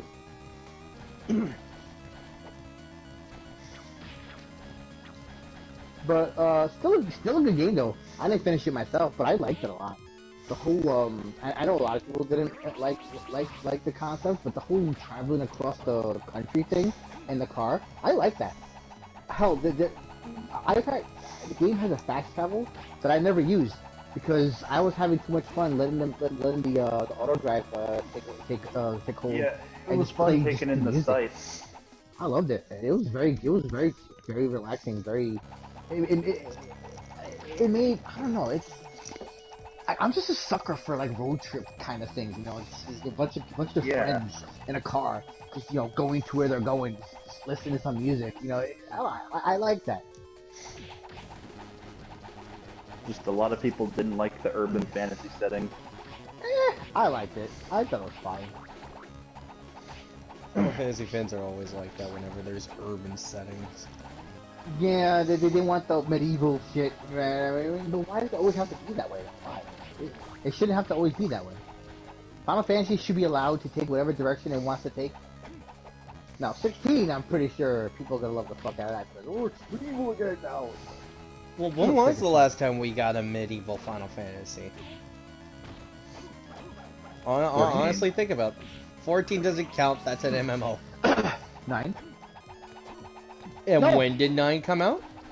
Kind of 12? 12 was kind of medieval. No, that's more Arabic. It had a bit of a Star Wars vibe to it, but... Oh yeah, definitely. So I guess 9. Yeah, which came out in 2000. Damn, that was when the PS1 was on its way out. Exactly, that's why 9 got so fucking underrated as it is. I loved Final Fantasy 9 though, that's the thing. Final Fantasy 9 was so good. It had so many good characters, had a good story, had great music. Yeah, but it was coming out right at the end of the PS1's life cycle, and Final Fantasy X would come out a year later. People just don't have taste. I mean, No no question. In the remastered version, did they fix the load problem? Remastered what?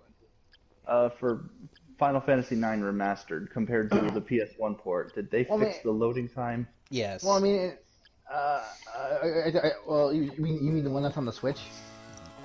Well, I might swap out my Mega Man collection with Final Fantasy IX if. Ooh. Yes, they did fix that. Plus, there's a fast forwards feature you can use. Mm-hmm.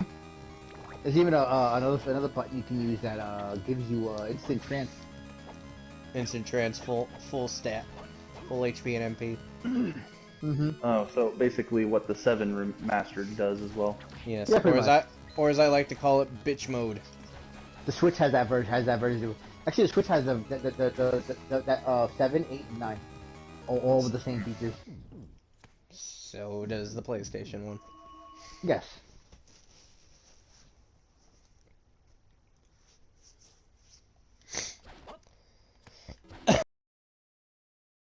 I'm not gonna lie, assist mode saved my ass quite a few times. Get good.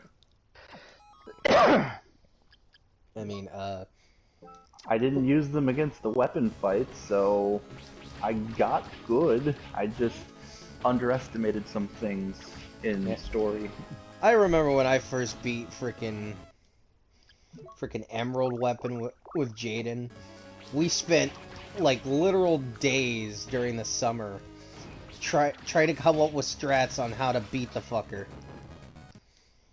And basically what won us was when we went out of our way to get the mimic materia, but we didn't want to sit through 12 hours of breeding. Knights of the Round. Well, no, we wanted to get Knights of the Round, but we didn't have the time nor the patience for chocobo breeding because it's fucking stupid. Listen, there's a GameFAQs guide that tells you how to get Knights of the Round in less than an hour. Yeah, but Hell, even no, then, it's still RNG. Less than an hour. Well, no, it's like 20 minutes at most if you're quick enough. Also, if you're lucky enough for that chocobo to pop up. But, yeah, I Knights of the Round mimic spammed Emerald and Ruby weapons. Basically, I Omni slashed him to death. Because apparently we did have enough time to just go in and fucking. I never did get the materia for the underwater thing. You find that at the digging site, if I recall correctly. No, wait, actually. The guy said I found it in the base thing. Yeah, you find it in the underwater base thing, and then you bring it to the old guy in frickin' what's the town called? And then he gives you the underwater materia. The Red Canyon. Yeah. No, not Cosmo Canyon. Canyon. It's literally the I first wonder- town you get to as soon as you leave freaking... Junon. Yeah, Junon. Oh. Man, I can't wait to see Junon in the remake.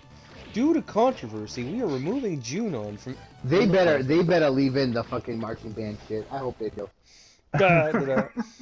He's like, oh, what's that you want? The marching band? minigame. Sorry, I we fucking gotta sucked change at it for that. 5 hours of ghost bullshit! I mean, Okay, what did they change in the remake? Quite a bit, but they left a lot the same to be. I mean, the remake changed a lot, but a lot. The game is still the same, if that makes any sense. Like it's like you still go through the same locations, you know, the train graveyard, Wall Market, you know, Sector 5 slums, Sector 7 slums. But a lot of things were added and expanded upon. Like there's a whole sub-story thing with like- Jessie and her. Okay, I saw that dad. sub-story stuff. There's a whole extra thing with Tifa and Eris that wasn't in the original. Also, the less I think about the sewer level, the better. I fucking the hate sewer that. level was expanded upon way more from the original. Instead, the sewer level was expanded from the whole 2 screens it was in the OG to like a whole actual dungeon. Angel, better or worse than 15 sewer dungeon? I will take 15 sewer dungeon, please. I already Really? did that one. A lot of things were changed in terms of like, but I mean, but they handled it good. They handled it good, in my opinion. They padded that sewer level out more than Tifa's bra. Nah, I thought it was fine. You may have thought it was fine, but I fucking hated it. Okay, that's cool. Different strokes. Yeah, it's kind of like I don't know. Like my opinions about things never match up with a lot of other people. Like I know like Zalex was telling me that a lot of people hated Okuma's palace in Persona 5 and how it was so difficult and they Ixnay palace on the was- live stream, this one, huh? We're still on the air. Okay, but I'm not saying anything negative. I'm not gonna spoil anything. The palace isn't difficult. I'm Maybe not, a bit tedious. The I'm boss not battle's difficult, however. That's I, it.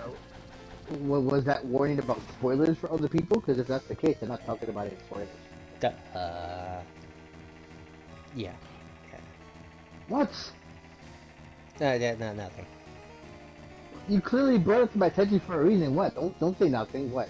Well, I don't want Zalex hearing and making him think like you hate him or something. No. Why? What? No, I just brought up what Zalex said because he was telling me how a lot of people were complaining about Okuma's palace and how difficult it was and how the air duct puzzle was confusing. And I'm saying, like, I'm saying this in response to what I was saying about how my opinions about things are never really the same as like other people's. Like a lot of people hated that palace and found it very challenging, but I was kind of like, it's okay. I never had an issue with it, not even really with the boss fight. And the ventilation puzzle, I figured out fairly quickly. It took me a minute, but I mean, once you really understood how it flowed, it was pretty simple to figure out. Yeah.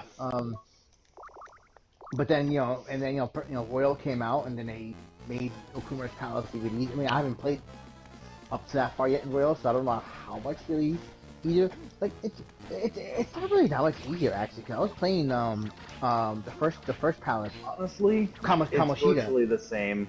It feels the same. It doesn't really feel that much different. Like it feels like I know Zalex was telling me that it's easier, but it doesn't really feel easier. It feels the same. Kamoshida's palace threw me for a loop when the hallways were slightly different, but I mean, I did notice that there were changes.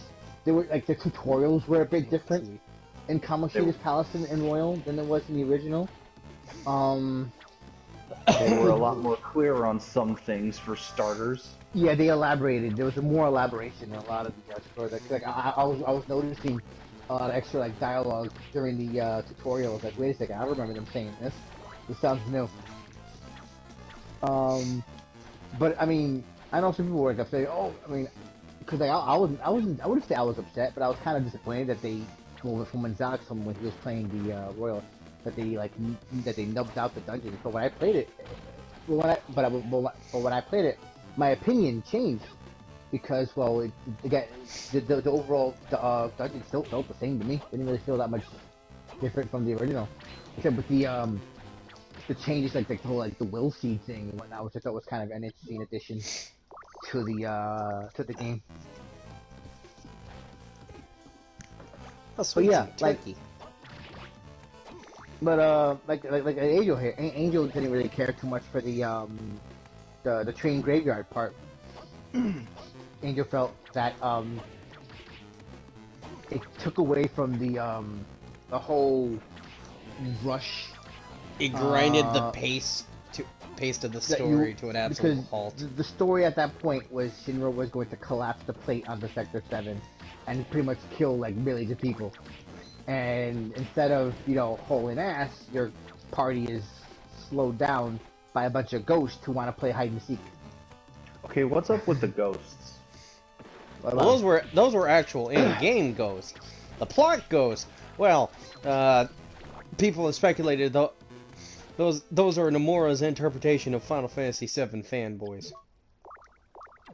Well, that's because people just want to be freaking whiny bitches and complain and make. They're in on that. They're in on a different reunion. More negative than oh man, that's a Kubra. That's the Nomura spit pissing in our faces and blah blah. You know yourself. No, you never know with Nomura. No, Nomura, I'm pretty fucking sure didn't put those black ghosts in there to fucking to poke and laugh at whiny fanboys.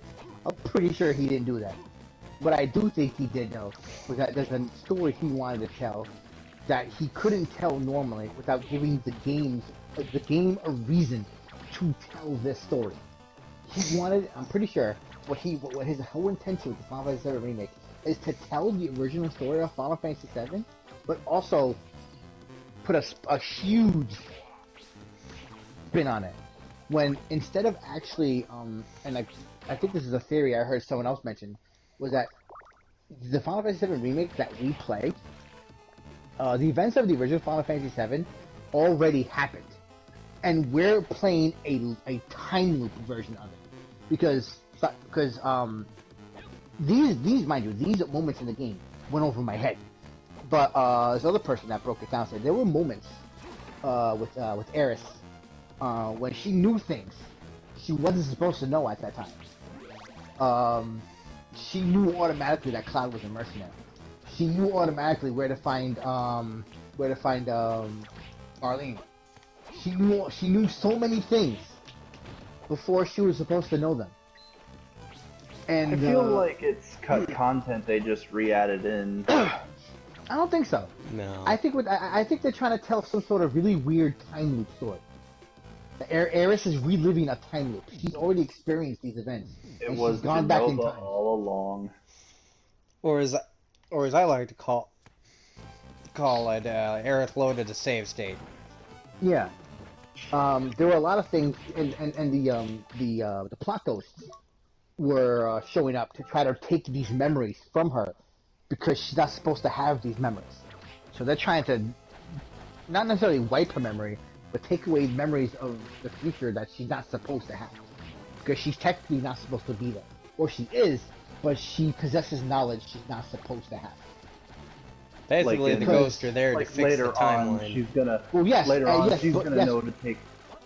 Yes, but Angel, taking away her memories is plot of that plan, because if she has advanced knowledge of the future, she can change the future that's supposed to happen. She can then take 6 steps to the right, and Sephiroth will miss. Exactly.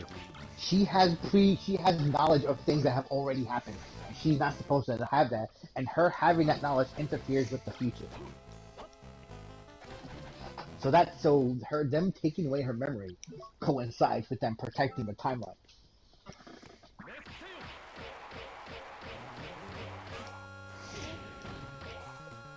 But I think honestly, it's a very risky and bold plan. Because not only are they wanting to tell the original story of Final Fantasy VII, but they also want to tell an entirely new story at the same time. Which is, I'm pretty sure, not easy to do, because you're essentially, you're squeezing two plot lines into one game. You're squeezing the plot line from the original 7 and the plot line of the new story that you're trying to tell. Well, to be fair, I sort of feel like the original Final Fantasy VII's plot at times feels very Incomplete? empty. Yeah. Well, that's the thing. It was. A lot of things were cut. Vincent, for one, like there was a lot of backstory for Vincent that just wasn't in the game. Yuffie also was supposed to have, more of a role in the story. I'm pretty sure, but she was turned into an optional side character because, well, they didn't either have the time, I guess, or whatever, or maybe the budget at the time. Who the fuck knows? But yeah, he was an optional character. Vincent was turned into an optional side character. But both of them are connected to the lore of the game. Yuffie is from Wutai, who were at war with Shinra, and she plays a big part of the story when you actually go to Wutai. Vincent was a Turk that participated in the experiments on Aeris's mom. No. He was there. No, Sephiroth's mother. Lucretia. Oh, Lucretia, yes, I'm sorry. Oh, spoilers. Yes. Sephiroth is Hojo's love child. Oh, but Vincent played a part in the actual story, the main lore of the game too. But his story was not there. I mean, there were some flashbacks you could see if you went out of your way to find them. Same thing with the whole thing with Zack. That was an optional freaking cutscene that you could see, but you had to go out of your way for that one too. I'm pretty sure they probably intended. I did just get Crisis Core. Mm-hmm. I'm pretty sure they intended for more things about Zack to be in the game as well, but which is probably why they're doing what they're doing now with this game. They're refilling in those gaps that they couldn't fill in when they first made the game. But more of you all like, we're Kingdom Heartsing this shit. Oh, I was gonna turn my PSP on, but it's dead. Fuck. Basically, if you like Final Fantasy and you're wondering about the remake, I would say get it. Unless you're one of those really die-hard 7 fans, then you may not like it. Oh, I'm not like my other friend because, oh my god, he hates the remake because it's nothing like... It's like, okay, but there's a remastered version, but he won't touch the remastered version because it has those assists in it, and I'm like, you don't touch the frickin' sticks then. Oh. So there's an avid group of Final Fantasy fans out there that just despise Nomura. People don't see. Listen, like I understand. I understand not liking something that you love being changed. Like I get it, I do, but at the same time, it's like you're not. Like if you want the OG Final Fantasy so much, go play it. Go play. It's available to play right now. It's on practically fucking everything except graphing calculators. It's on everything. It's everywhere. Go play that. You want the Final Fantasy 7 to be the way it was? Go play that. You can play that right now. It's not going nowhere. Let Square Enix, let Nomura, let them do what they want to do with their game. As long as they keep it true to its origin, they can add whatever the fuck they want to it. If what they add enhances the core of the game, then fucking bravo to them. If it ruins it, then well, they fucked up. But so far, they haven't fucked up yet. They've done a pretty fucking good job. The whole thing with the Shinra building was a lot, in my opinion, a lot better than the original version. Wall Market, oh my god, the shit they did with Wall Market in the remake was amazing. I fucking love Wall Market in the fucking remake. They fleshed that shit out, man. They blew that place up. It's bright and colorful. There's people everywhere. It's a bustling, sleaze market like it's supposed to be. The fucking, the whole cross-dressing thing. Way better than the original. Way better. They had a fucking dancing number and everything. I fucking love that shit. They kept the stairs in, so I was okay with that. Yeah, but they made it so much more funny now. Like the scares were still funny in the original, but They probably cut the line that Tifa says. I'm not gonna say it since Angel's streaming. I don't remember if she did or not. I don't remember. But it was definitely entertaining to do. Question: how is the combat? Think It's action. Final Fantasy 15. Final Fantasy 15, except you can't jump, and goddammit, the air enemies are annoying. Yeah, they really are. I hate them so much. Yeah, and I said, why the fuck isn't there a jump button? You sitting here bitching and be like, yeah, stop asking for a fucking jump button. It doesn't need a fucking jump button. Well, Probably excuse not. me, it's the fucking flying Ranged enemies character. are annoying, and I want to I just Yeah, want to fucking jump and swing. Fortunately, though, the flying enemies you don't encounter too much, but when you do, they are a bit of a pain in the butt. Muscle Yeah, no, memory will screw me over because I'm gonna try to throw my sword to warp, and I'm like, shit, wrong game. Let's see. But yeah, the combat is basically Final Fantasy 15.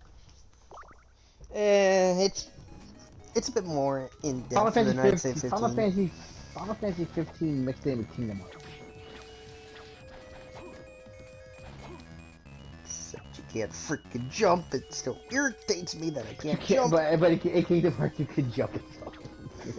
What the fuck, Nomura? Do you hate me or something? God damn it! I've been party of crazy train since the early 2000s. Why are you doing this to me? And the characters in the game are so much more fleshed out to this. Like Aeris, Tifa, Barrett, they just added so much more to them. They gave them so much more character and personality. Too bad their AI is dumber than a sack of rocks. Yeah, I don't mean, think the AI is that bad. I don't mind. Or am I confusing it with Trouserman? Probably are. The only thing with the AI that I didn't like, but I understand why they did it, was if you control, basically the game runs on, well, your moves and item usage are based on ATB bars. You have 2 AP bars, and the only way to use an item, healing, or skills is with the ATB bar. The only way you fill them up is by attacking and getting hit. But however, one bar does fill up on its own slowly, not the second one. But they kind of give you, the first one does kind of fill up slowly on its own. If you have no AP left and you need to heal, but you don't want to get close to the enemy because you don't want to die, you just start running around in circles. But you only build ATB if you're controlling that character. The other 2 characters will not build up ATB unless you actually play as them. Yeah, that part kind of irritated the shit out of me. Yeah, but here's the thing though, they did that. This is what, well, in my opinion, because I could be wrong, but I feel they did that because they want you to play as the other characters. They don't want you to just play as Cloud the whole game and then that's it. They want you to experience all the other characters, so they give you an incentive, a reason to swap. Also, the game's AI is programmed to go after the character you control as. So this further incentivizes the player to swap. So if your character is getting like hunted down by a lot of enemies or by the boss, then you can swap to another character, give that character a little breathing room, and control a whole other character to build up your ATB bar and then heal them, etc., etc. So there's that. Yeah, but then it just turned into chaotic hot potato. Pretty much, but I mean, I like it. Like, god damn it, Cloud's dead again, fuck me! Also, another issue I had was with bosses and super armor during a phase change. Oh, what's that? You wanted to use that cool Esper you got that does stupid damage? Up 0 damage, because you just killed it. The only character I think I didn't like using too much was Aeris. Her playstyle was just way too slow for me. I was not liking her combat style. I didn't hate it, but I didn't like her that much. Barrett I was cool with. I like Barrett's moveset. Aeris, do I hate her playing as her? No, I don't mind. I just don't feel like Eris has a whole lot of oomph to her attacks. It seems like Eris' main purpose is to just build ATB and heal. Essentially, yeah. Which would be a lot nicer if her ATV bar actually filled when I wasn't using her, because I'm trying to fucking kill shit. I shouldn't have to run around as pretty little flower girl just to get one fucking ATV bar up. But she does have some pretty cool moves, though. She has that one, like, Spirit Beam one that's pretty cool. Oh, yeah, definitely. Healing Wind is actually, pretty nicely animated. The only move I never really used that much was the MP Siphon one. I never really found that one too. I'm pretty sure it's probably more useful on hard mode.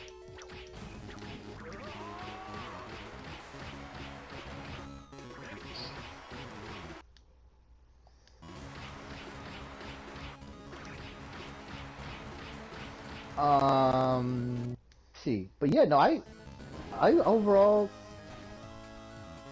and the overall, the story, the game in general, doing all the side quests and stuff, you probably can finish it within like roughly 40 hours, give or take, depending on if you actually grind to like level 50 as well to do like the optional like virtual battle thing, because Bahamut is tough as fuck to fight if you're too underleveled. Okay, so here's a question for you. So how are they going to handle carryover data, huh? I don't know. I've been wondering that since I finished the game. I have no clue. Because, like, I still want to be using my fucking nail bat, thank you very much. I have no clue. What I think they might do... What I think they might do... is something similar to .hack. Where you carry over all your shit, your materia, your equipment, but they may scale your levels down to a certain level. Like instead of let's say you got to level 50, I could see them probably scaling you down to maybe like level 30 or 20. And then it just starts throwing level 80 enemies at you. That's what I think. Or they may start you off as level 1. I don't know. I don't think so. I think they'll let you retain some levels. Because of to try to represent because when you leave Midgard the first time you play the game, you're not level 1. You're like level 20-ish, probably more likely, maybe, depending on how much you grind. In the original? Yeah. Again, depending on how much you grinded. If you just played straight through, it's a different story. If you grinded it out. If you played straight through, you were probably like level 12 to 15. But if you were, I don't know, because when you're doing the Sector 5 reactor, you're roughly around level 8 or 9 or 10, I think. Because Cloud starts at level 7, I think, when the game starts, right? Yeah. Well, level 6, and then the first battle, 6. level 7, yeah. Mm-hmm. Get it? 7? Final Fantasy 7? The music is in 7th. In Europe, Final Fantasy 7 was their first game, so they probably thought Cloud had 6 other games. Actually, their first game was Mystic Quest, get it right? Mystic Quest was not fucking Final Fantasy, go fuck yourself. Yeah, it is. It's just fake ass Final Fantasy game. Yeah, it's about as much as a Final Fantasy as you can make it. Anyway, it's not our fault Square thought we were stupid. I would assume they're gonna let you keep your shit and probably scale you to a specific level. That's what I think. Watch, we're gonna get the end of part 5. And then or they bump the enemy numbers up. And then they'll make the level cap for the second part probably level 70 or 75. That's what I think. Well, I don't think you're gonna give you back to level 1. Well, not unless if you're carrying over. If you start off from the beginning, actually, you can start off from the beginning. Maybe they might even be generous and give you a specific level to kind of boost you a bit. Who knows? Maybe not. Hack does that. Mm-hmm. So they might do that also. Like if you never played the first part and you buy the second part, they'll probably just give you like, oh, here's here's like 15 levels or 20 levels. Or you're level this, you know, just start off at that level. Their Square's all like, hey, did you play Integrate? No, you guys never fucking released it for PS4. Ha ha! You don't get Yuffie then. Oh, yeah, man. the thing is, Yuffie doesn't join the gang in Integrate. And Integrate's pretty much like Yuffie's story takes place kind of Simultaneously. about simultaneously along the side of what Cloud and the gang are up to. So she sees some of them, but she never really interacts with them. She interacts with Avalanche, just not Cloud and Tifa and whatever. Square's all like, hey, if you didn't buy her DLC, you're not getting her in the main game. I'm sorry. Nah, that's dumb. They wouldn't do that. Oh no, Square's done stupid shit before. No, they're not gonna do that. They've done dumb shit already with not including Integrate with the PS4, but they're not gonna exclude a whole story, a whole plot character from the game. They make her a $5.99 DLC thing. Oh god, no. Add Aerith to your party for $5. Add Yuffie to your party for $5.99. Revive Aerith after she dies for $2.99. Instant fucking money. Spoilers. Oh, it's a spoiler for a fucking 20-year-old game. Suck my dick. This dude gives me a freaking warning thing about talking about Persona 5. He just throws Final Fantasy 7 spoilers out there like it's candy. Final Fantasy 7's older than fucking Persona 5. Listen, Persona 5 came out in like 2016. I would say that game's like 3-4 years old by now, man. Anyway, yeah, no, they're not gonna. They wouldn't do that though. That's just silly. Now talking about the third semester crap, yeah, that's a no-no right now. But I do find it kind of messed up. I do kind of feel it's kind of messed up that they didn't make the Integrate PS4 also, and I kind of wonder, and some people are concerned with the future of the remake, that they may just make it PS5 only after the first part. I don't think they'll do that, but it's kind of sus though when you make a story-based DLC that connects to that'll connect to the some of the story in the second part on the PS5 only, and you don't make it. But what it might be is that maybe they were working on the PS5 version first, and they probably intend to put it on the PS4, but later, maybe. Like maybe they were already working on the PS5 version when they were working on Integrated. Okay, let's just focus on the PS5 version of this first, because they probably wanted to showcase the PS5 a bit more, maybe, and whatnot. And then they're like, okay, well we'll downgrade this later for PS4. I still feel like they're gonna put Integrate on PS4. Hey, yeah, someone in the Discord who wants to know if the director's cut's better than the original. Well, of course it is, because they added more things. They had a lot of quality of life changes too. Which kind of irritates me a bit, because, you know. Actually, you can. okay, think about the people who have PS3s and Persona 5, and then when they learned Royal had quality of life stuff on a PS4 and PS5 only. Oh yeah, I understand that. A passage somewhere has been opened.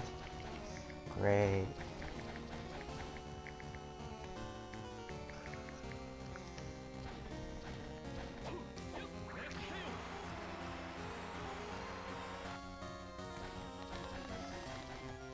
Okay, so now... Oh, that's what that opened. Okay. Oh god, no way, I didn't mean to switch. Fuck!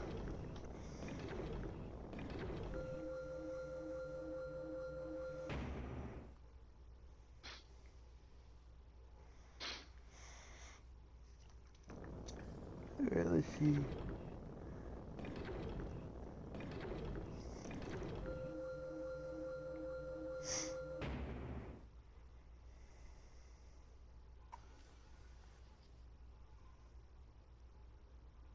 $16.52 from iTunes.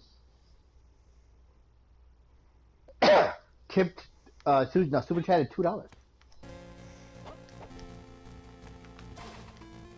It's 1651, you jackass. Get the meme right. What's the context of that number amount? 1651. There was an event going on in WWE Champions called Ring Royalty, and there was a poll that you can do that was a $14.99 poll, with tax and with Washington State tax, adds up to 1651, and there were multiples of that transaction on his bank statement that was leaked. Hmm.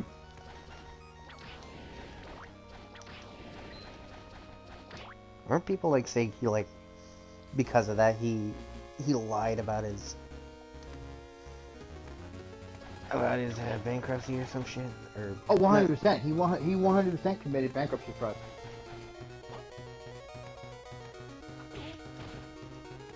Like, I don't know how fucking much he's paying for that condo, but like when you make 10K a month, you better.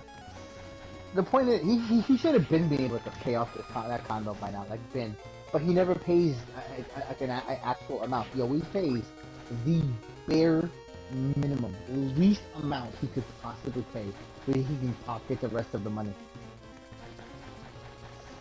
So could this end up with him landing in jail or something? Not likely. I don't know. Probably not. Mostly because the way the information was obtained was obtained through illegal means, and courts, when it comes to evidence, they like things acquired through By not the book. illegal means. It's a little thing they call it inadmissible. We can't use this. This wasn't obtained, but I mean it depends, because it depends on, honestly, it depends on who, and if some special individual decides to forward the information to somebody, and it gets their interest, and then they decide to investigate maybe, and find the information themselves. But that's also at risk of the individual who sends it, because if they're confronted by any type of authority, whether it be the FBI, IRS, whatever, police, or like if they contact this person, if they get discovered, they go, how did you come about this information? Yeah. Oddly, probably not. More than likely, nothing's probably gonna happen. The only thing that's gonna happen is he's gonna get trolled the fuck with this information for who knows how long, until trolls get bored with it, I suppose. But right now, people are having fun with him because everything that we've wondered about him and his spending habits was proven in one fell swoop by one special individual who decided to break the law. Sometimes you just gotta play dirty. Not really. Identity theft is never something you should ever do, ever. Like, ever. Like, I don't give a fuck who the person is, but like I'm all for DSP getting his comeuppance and whatnot, but that shit. Godspeed, my dude, for that. I hope you come out of that pipe smelling like a rose, cause yeah, you did something bad. You did something bad. Hopefully you don't go to federal prison.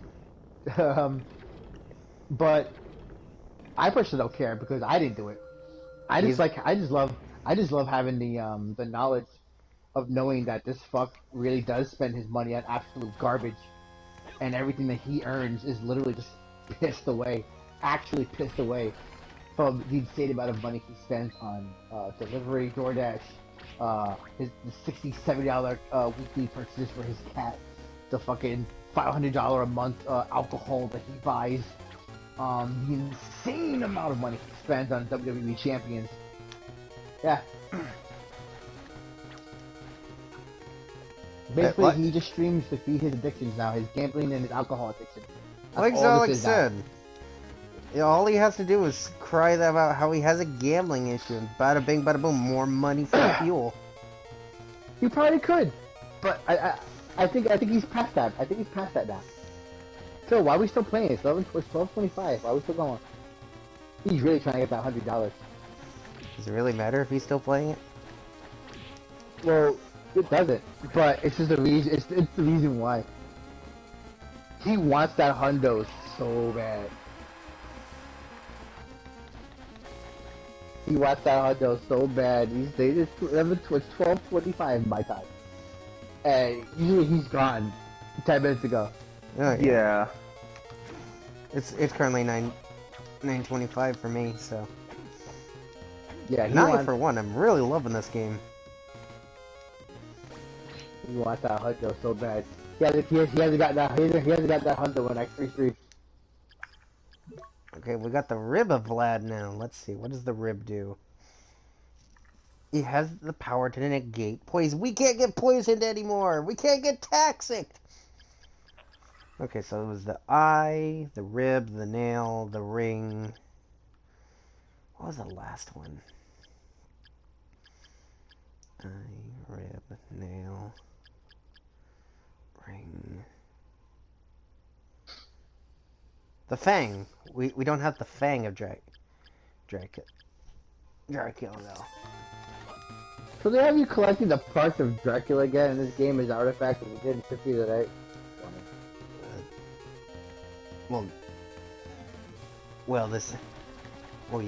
Well, actually, no. This is a reference to Simon's Quest because we're actually really bad Castlevania. I'm aware, but in Symphony of the Night had the same shit where you were finding pieces of Dracula and they were artifacts that gave you different abilities. Oh yeah, you're doing it in this game.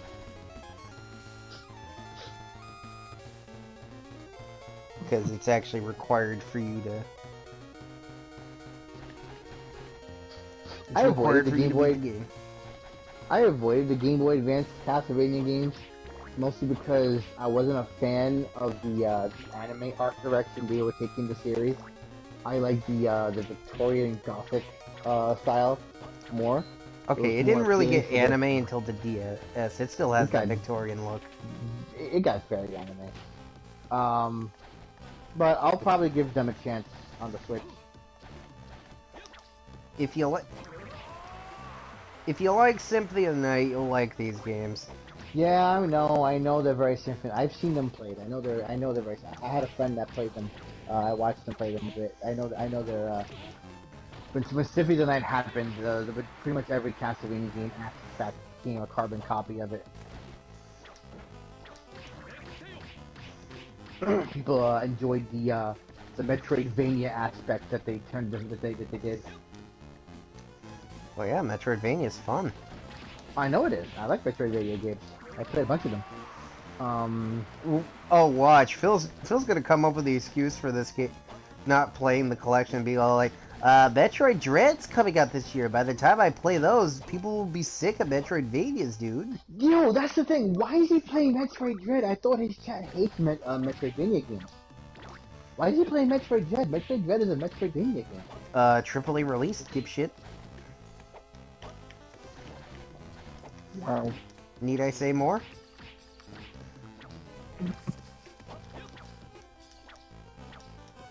He skipped so many good ones, too. Like, one of my favorites was, Guacamelee. Guacamelee was cool as shit. You know, I want to play Guacamelee. It's really fun. It's basically, the combat is very kind of fighting game-esque, because you do a lot of them with, like motions and whatnot.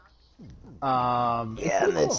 it's Hispanic themed, so that I always like that art style. You play as a luchador.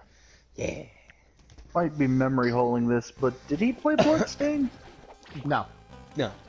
That's what I thought. I think he did briefly for a marathon, but but he only played as far as like the first couple of rooms of when you first get to the castle.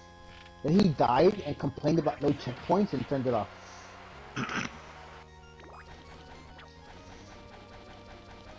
Yeah, this is so stupid! It starts you off from where you last saved, that's so dumb! There are no checkpoints or anything, this game's stupid! Turns it off. Oh no, it's only annoying when you spent like an hour killing bosses. Then No, the next I know. thing you know. I'm aware. I'm just saying this is what happened with him when he played it. He played the whole boat area, beat that boss, got to the castle, got past the village. He saved. Got like 2 or 3 rooms into the castle or whatever. Died to one of those dogs, I think. Complained about no checkpoints, and then he just turned it off. I'm saying like, Phil, it's a Retroidvania game. They don't have checkpoints. That's not how they work. But so yeah, there was another Metroidvania game that I played that was obviously under the radar. It was a very small indie title, very short game. It's called Gato Roboto. Basically, you play. I was about to say, if you as say Hollow Knight, I'm gonna hurt you. basically, you play as a hyper intelligent cat who pilots a mech.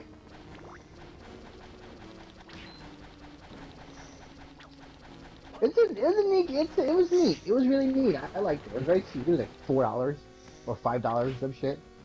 It was short, but it was decently length for its price. It was fun though.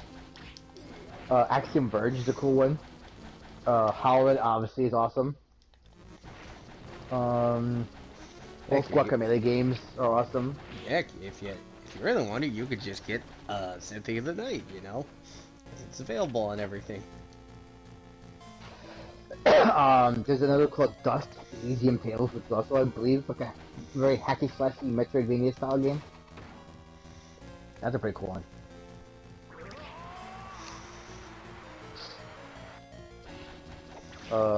One that I played a few years ago also was a remake of Metroid 2 on the 3DS. That was very cool.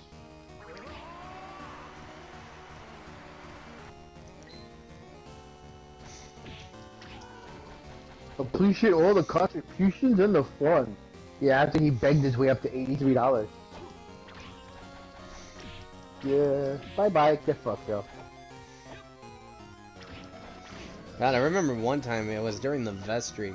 Phil, when he left, he just did the baby voice bye-bye. And you kind of lost your shit for like, what the fuck kind of fucking outro was that? Actually, I think he just did that now. Huh? I think it was like the first instance we've ever heard it, and you just kind of freaking snapped out. Man, you could see the depression in his eyes that he didn't make the 100. Come on, Proper, play Ricky Horty. Play Ricky Horty. No, I don't want to play Ricky Horny. Go fuck yourselves.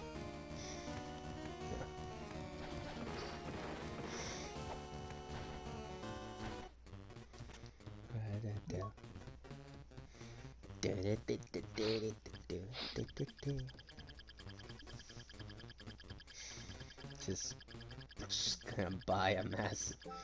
Install that, please. Thank you. Now I'm basically invincible. So long, suckers.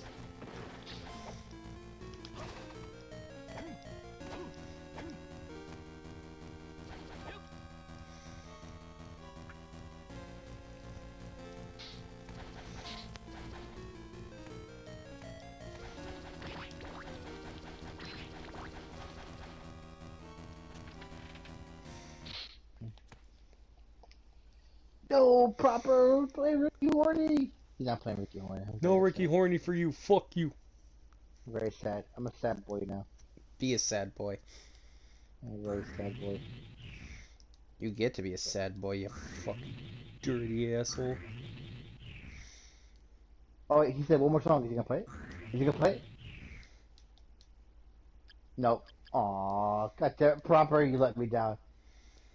You let me down. Now I must become the one thing you swore me never to become. I mean, I like the smooth jazz, but Ricky Horny is so big, so good. Just ask Ann to give you Ricky Horny. It makes you want to get up and dance. Alright, let's see.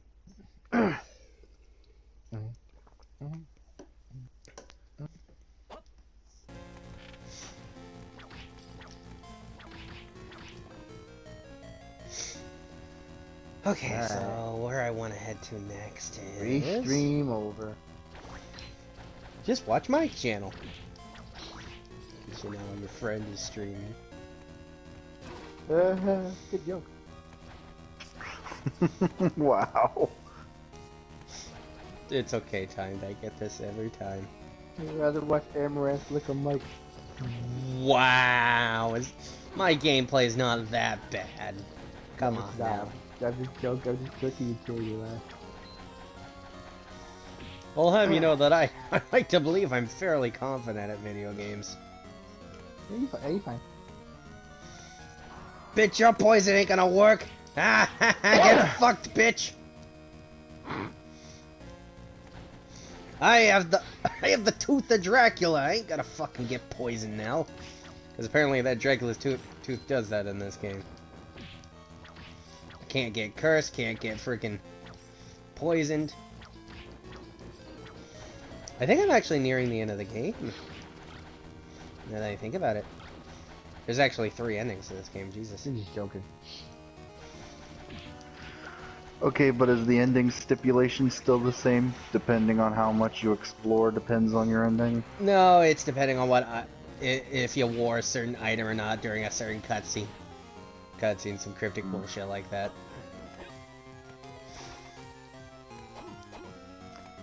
You mean it's not by sitting in the corner and crouching 700 times? That would...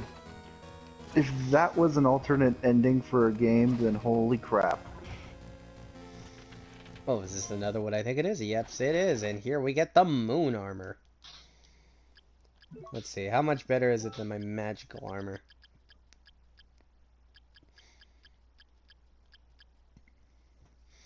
Armor affected by the... Wow, it's actually weaker. God. This... Disappointment. Let's see. Trying to think of where I could go.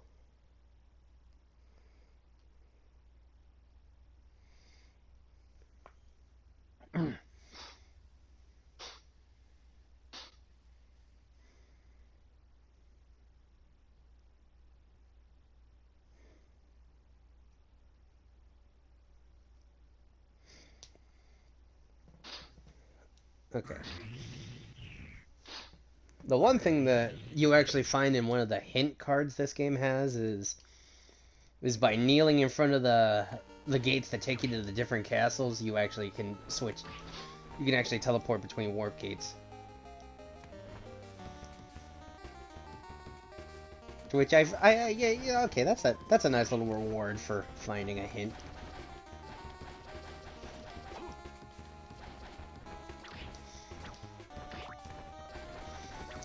Though I do want to try out Aria of Sorrow when I do beat this.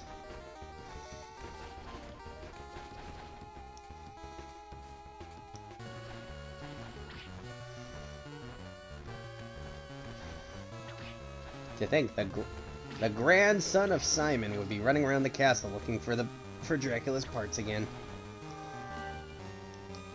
I guess you really could call it Simon's Quest.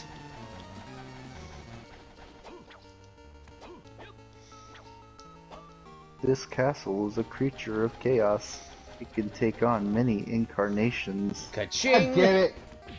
That fucking Symphony of the Night shit.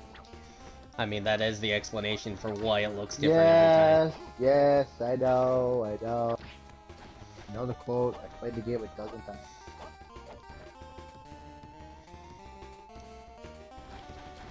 And then they replaced the original voice cast for the PSP version. That's what's in the HD collections. Granted. Satchel is a creature of chaos. Granted, Did they ever add the Sega Saturn exclusive areas back in, or no? No, but they did add a playable Maria. Hmm.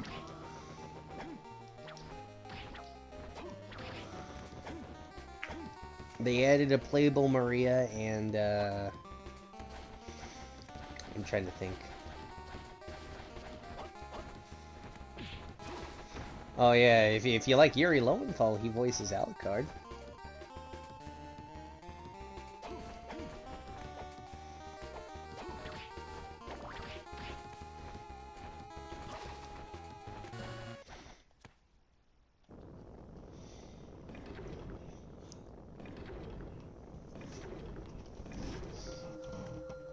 So, how has Phil already given his excuses for why he's not playing Bayonetta? Too little, too long, too late. Got it. It doesn't care. Game should have came out a long time ago. Doesn't care. He's skipping it. Should have came out before he ran into his anti-waifus policy. Yeah, look at that ass. I love the gameplay in that trailer so much. It's really cool. I love the kaiju fights. I think it's a pretty sick new thing that they added.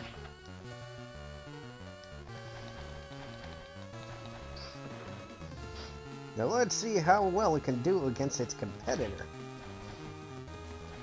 That beat Devil May Cry. I mean, Bayonetta never really had to compete against Devil May Cry. I mean, Bayonetta had developed its own fan base from Devil May Cry, as well as new people who've never played Devil May Cry. It's I have to compare. It's not as visually amazing as Devil May Cry 5, obviously, because Switch, but it still looks really good. Well, I was just more or less talking about the gameplay department. Gameplay looks pretty good so far. I mean, does DMC5 have kaiju battles? No, but it did have a motorcycle weapon. Not nearly as cool as kaiju battles, I'm sorry. Fighting giant monsters is way cooler than motorcycles. You can fight giant monsters in DMC5. But can you fight giant monsters with a giant monster? No. No, but you can't rocket fist them either, can you? I mean, we don't know what kind of weapons Bayonetta gets in this game.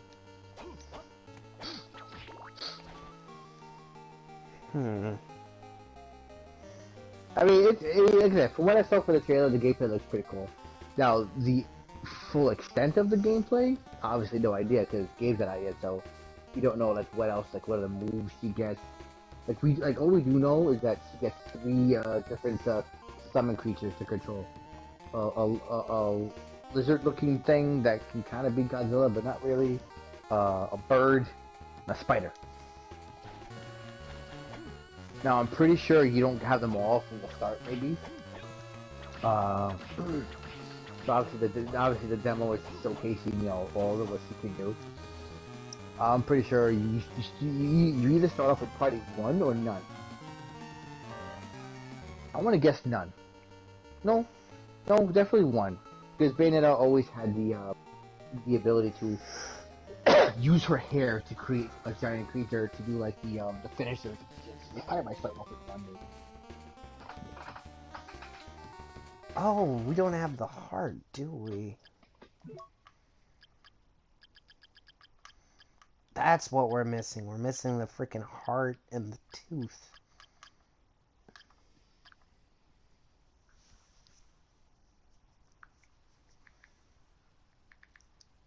Do, do, do, do.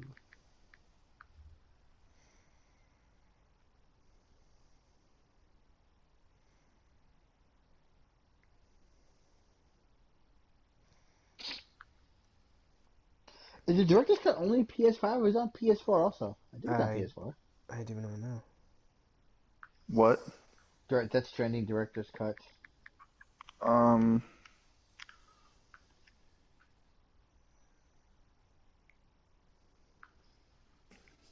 gonna Google it myself. Let's see. Death Stranding. I think it is No. PS5 only. Yeah, that's what I'm thinking.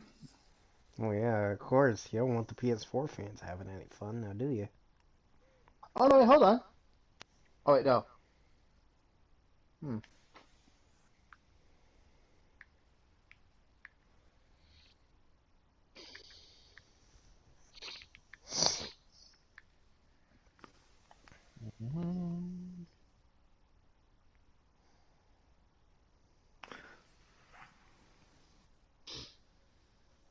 No, the only thing they have is the digital deluxe edition, and all that is just here's some add-ons.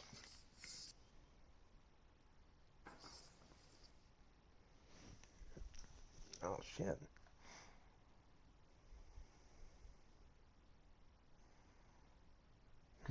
The upgrade from PS4 to PS5 was only $10 though.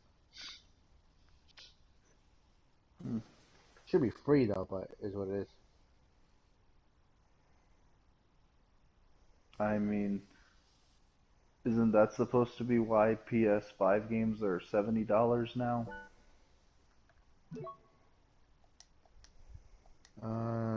Don't know. I don't think so. Yeah, no, I think it's PS5 only.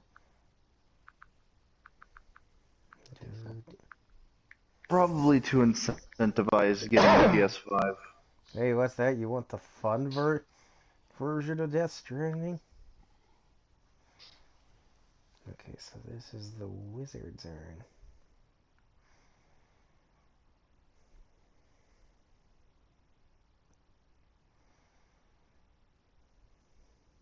Crush foods.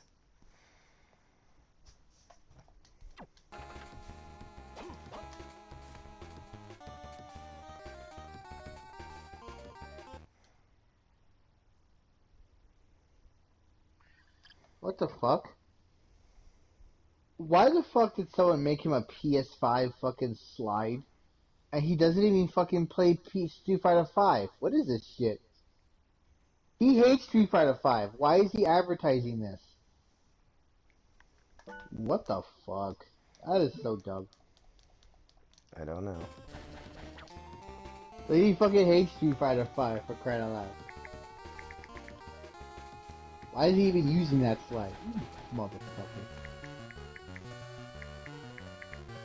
Because why not? ESP dedicates a song handily to win her back. Baby come back, ack. Baby, come back, ack. Total Wine store clerk. Super chat at $2. Give me more money, Phil.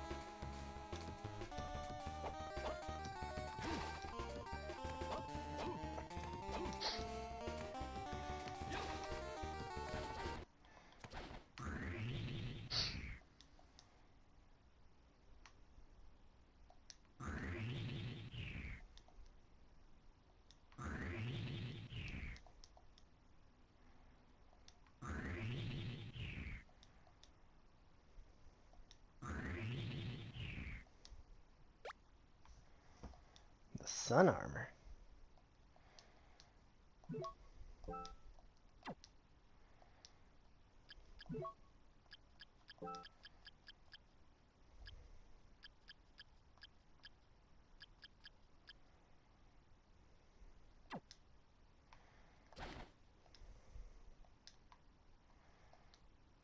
Okay, hold on. Which castle am I in? Okay, I'm in Castle B, so...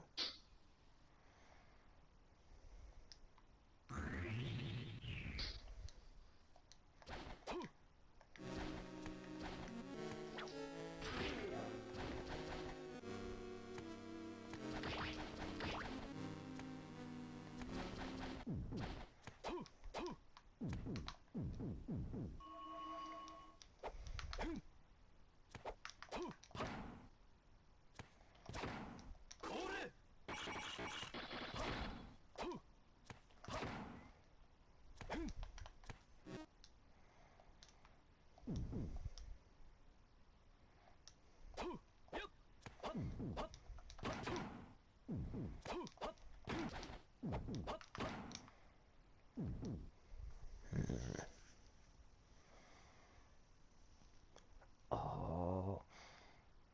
Oh. Too late to apologize. It's too late.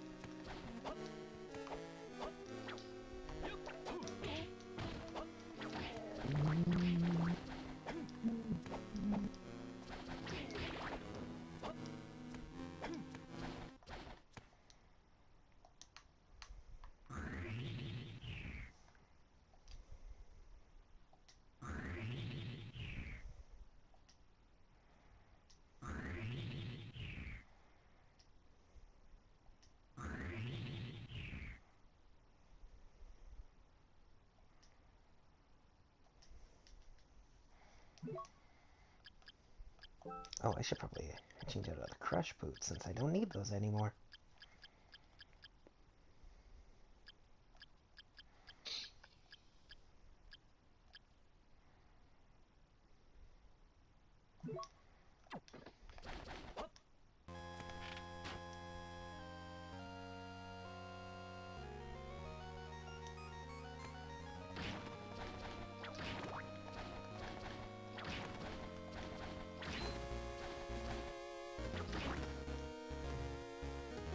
Da-da-da-da-da-da.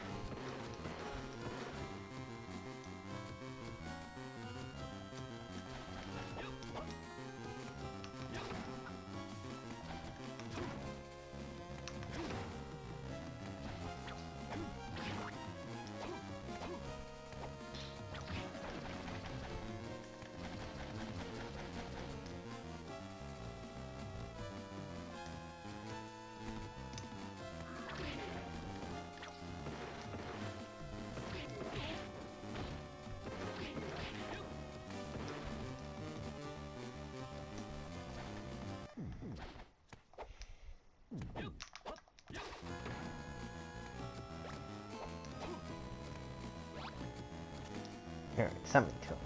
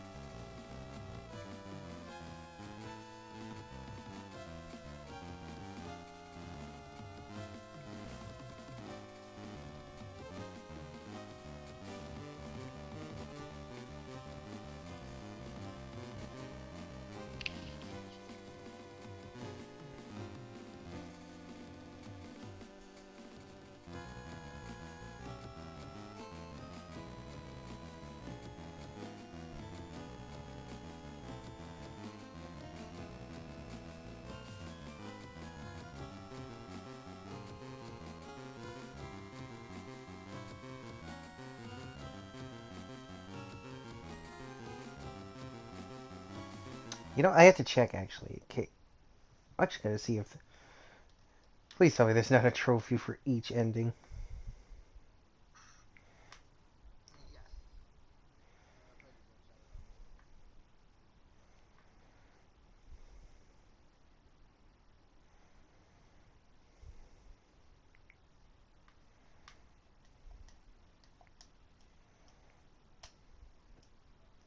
Yeah.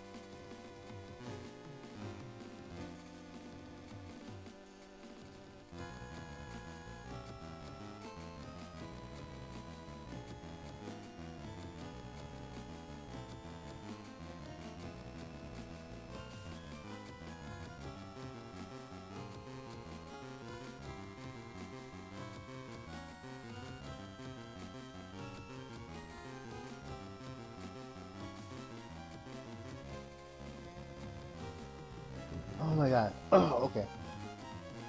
Can't watch this. What else we got? Alien Fireteam, that's another game I haven't picked up yet. I do want to grab that though.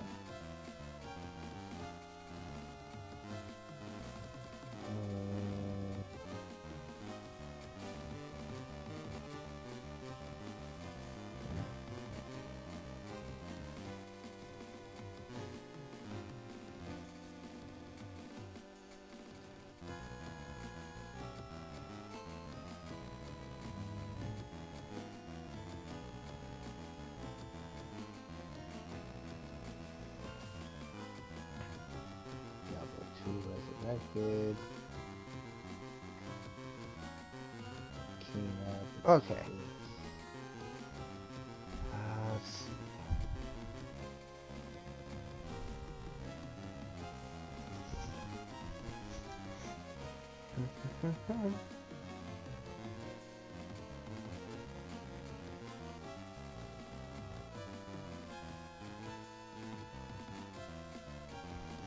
Lost Judgment, Dead by Daylight.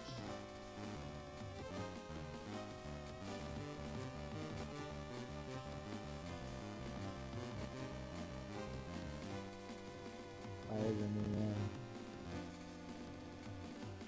Overcook.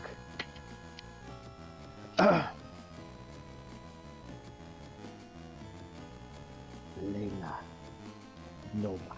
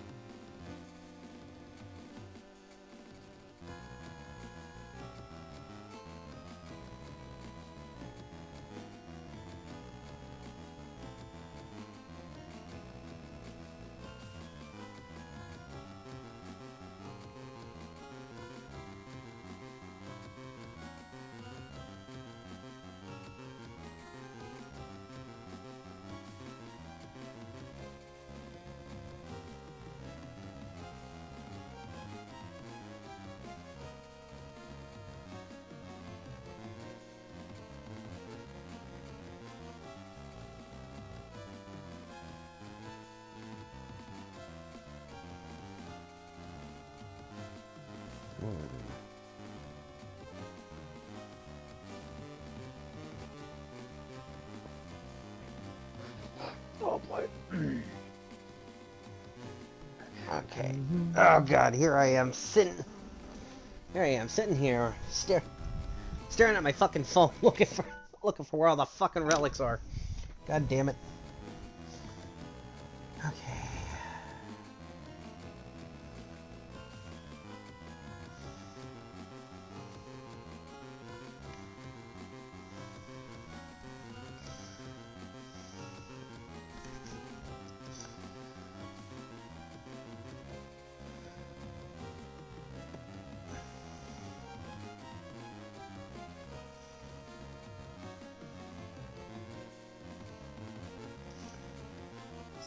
Right.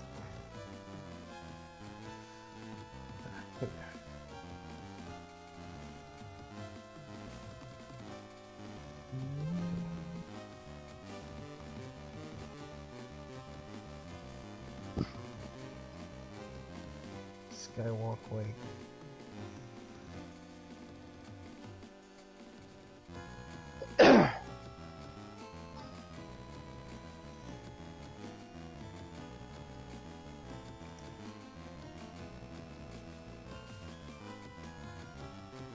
Okay, so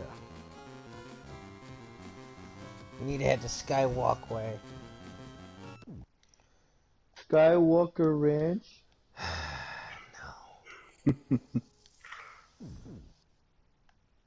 Oh, we are going to save our game. Alright, Saving's now. for losers. I don't care if it's for losers. I like saving. Saving is nice. Only losers save their games. Okay, you don't save your game then.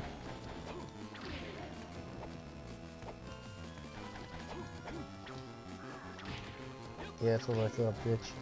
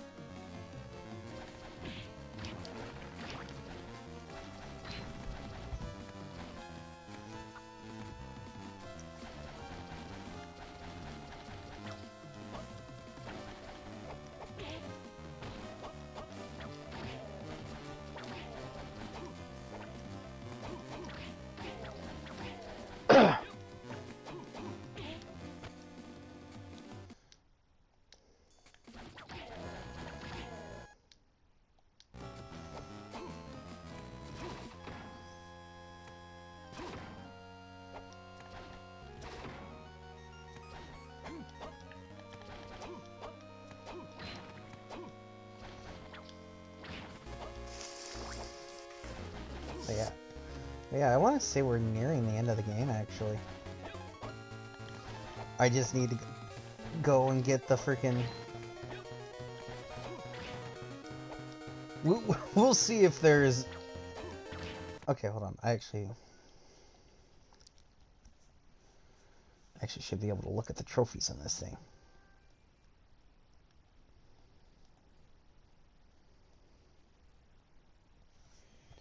Okay, Harmony of Dissonance.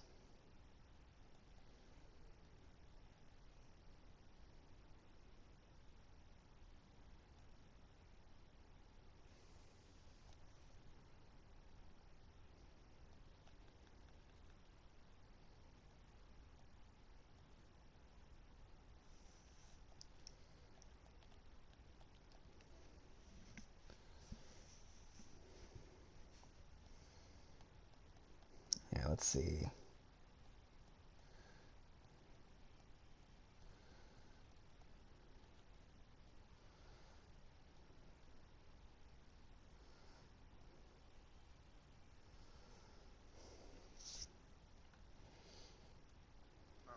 Zalex finished Xenoblade 2. Oh, nice. Okay, so we only need to get the the best ending. What the hell? Thank you. Yep, it was nice knowing you. You gonna die. No. Okay, I'm kidding. Don't actually kill him.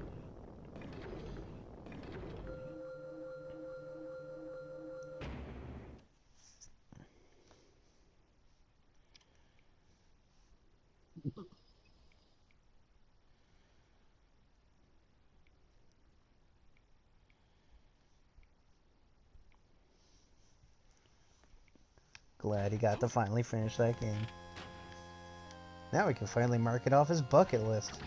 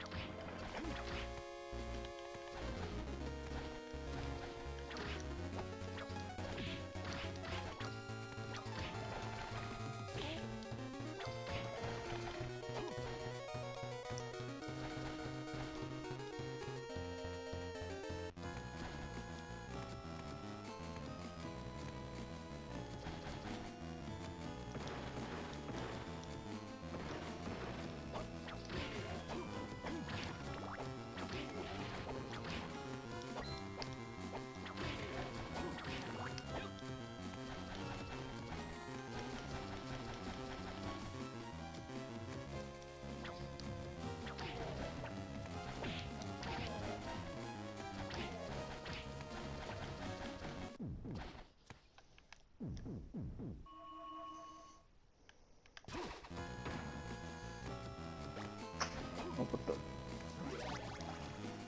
Man, I'm used to my 8-foot long charger, and now I'm stuck with this dinky half-foot. You thing. sure is shorter than DSP's dick. Now then.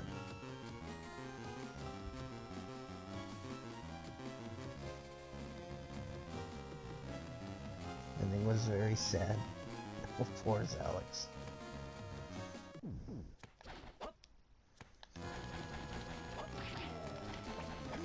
Haha.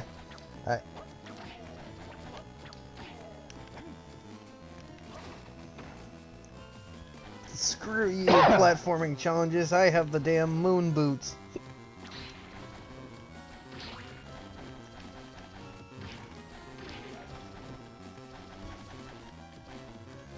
Shit. Shit, I'm gonna make it my fucking goal to beat this game tonight. Okay, I don't care if I have to go to midnight.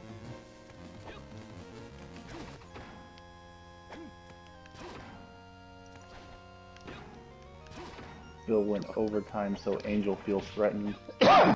Excuse me? Phil's definition of overtime is nothing compared to...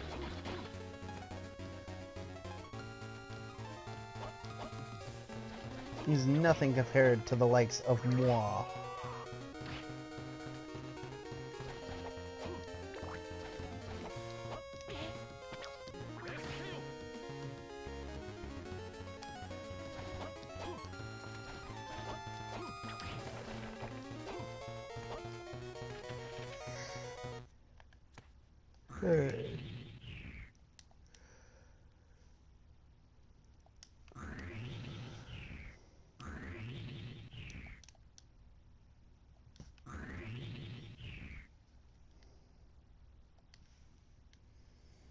Okay, so...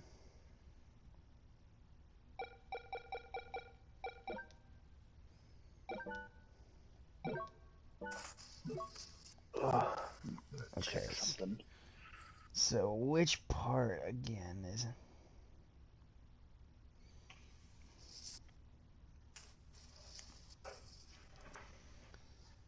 Okay.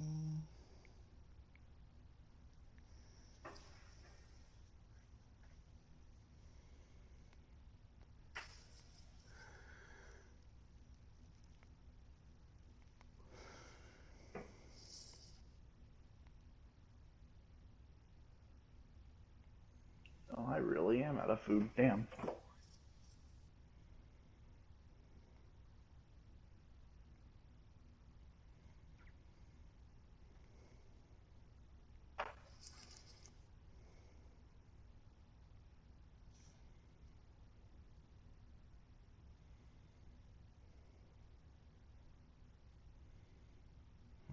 God. God damn it.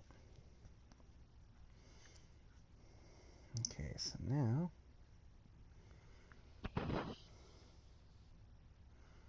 Which one is in Clock Tower 8? Fucking god damn it. Good. On my phone sideways.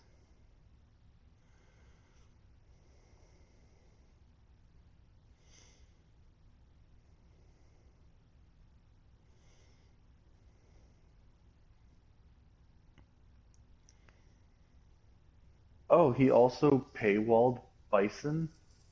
Yeah, he was refusing to play as Bison unless they gave him enough money to wear his shitty fucking military hat.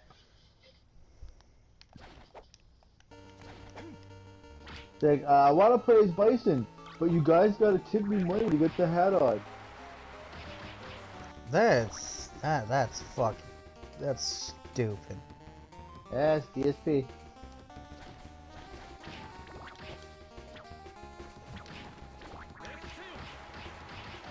DSP doing DSP shit. Okay, so... Okay.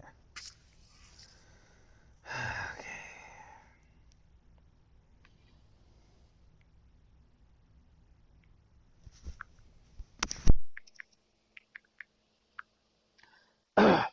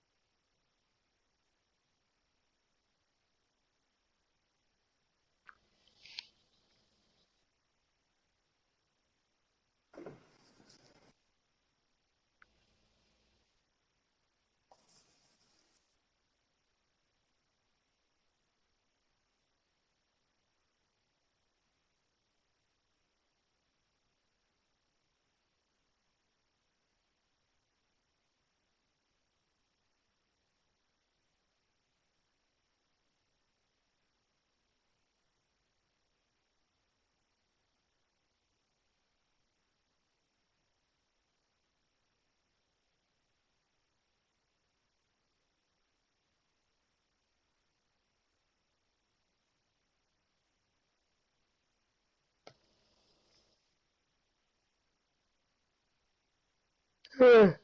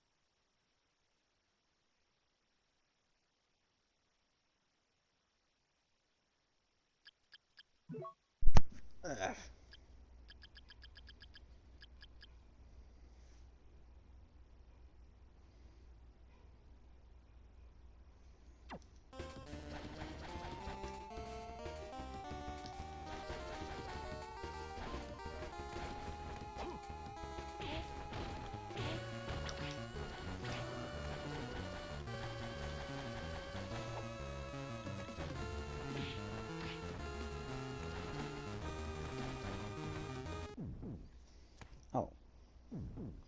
Shit. Hold on.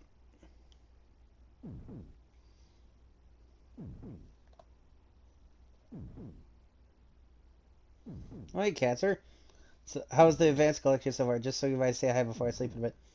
Yeah, since I never played any. The collection's pretty good. I've only played one of the games so far. Hi, Casper. Yo, Casper. I'm also joined with these two assholes.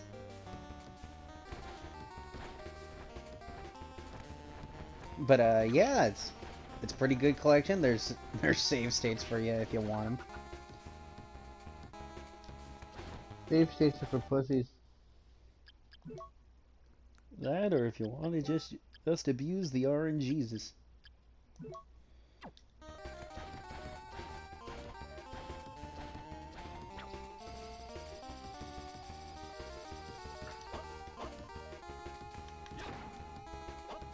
He's surrounded by assholes currently. Hi, assholes. Angel. How many assholes you got on board your ship anyway? I'm surrounded by assholes. Who's this guy? Who hired this guy anyway? I did, sir. He's my cousin. What's his name, sir? Asshole, sir. He's an How asshole. many asshole? Major asshole. His cousin, he's an asshole too, sir.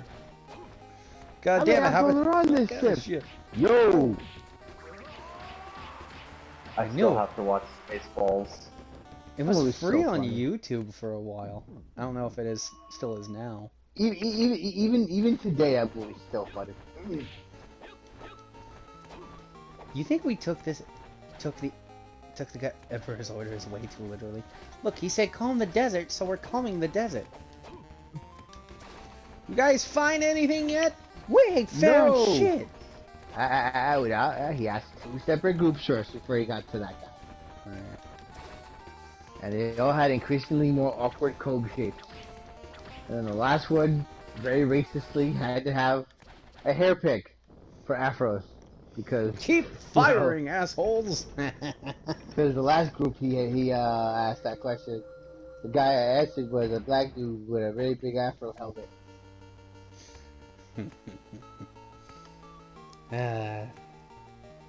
God damn it, Mel Brooks, your subtle racism. Oh. I wouldn't call it subtle.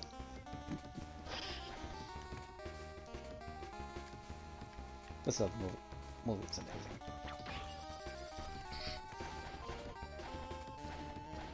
Down to the mini fro pickup, yep. Pretty much. Tell us to comb the desert, so we're combing it.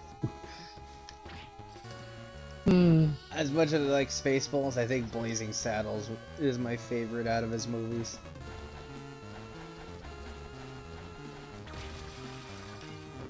Mel Brooks is a fucking genius comedian. I love all his movies. But unfortunately, if Mel Brooks made a movie today by his standards, it would he probably would have the SJW Karens would have been on his ass. Mel Brooks movies would not fly this day and age.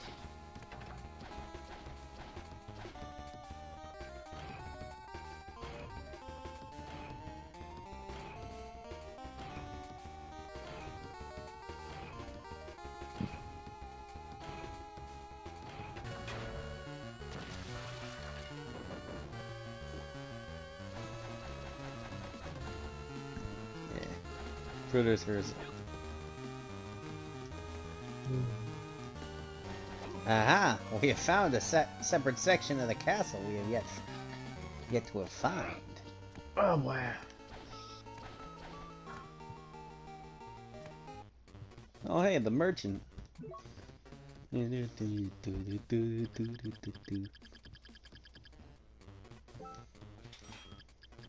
don't call Taro that. That's a very bad word. What?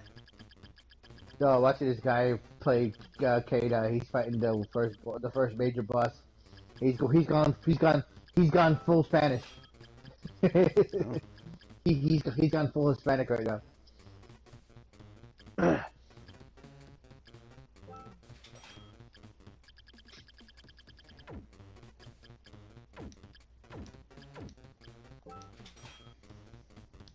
What are you buying, stranger? I think if the only bad thing I gotta say about this game is the shop theme's not really that good. Oh shit, be right back.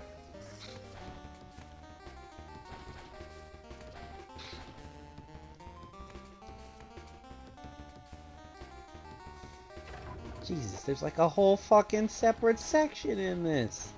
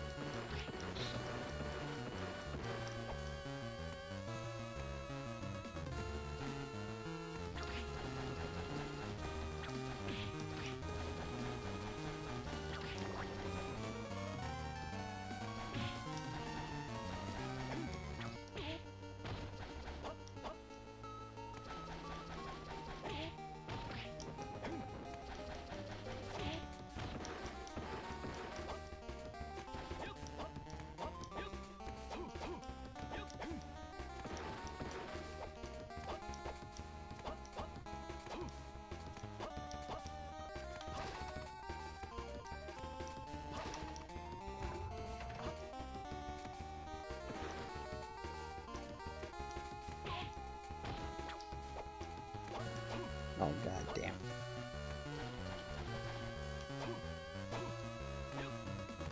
Okay.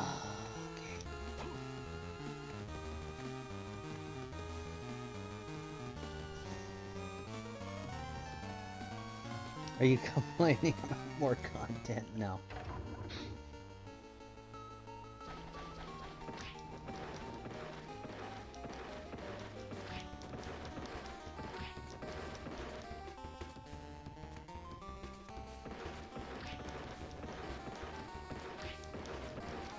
No, I'm not complaining about how there's more of the castle. I'm actually quite glad that there's more of the castle. Because I was like wondering, where the fuck is the rest? Where the fuck are some of the relics? Because I can't fucking find them anywhere. Oh, lo and behold, they're right...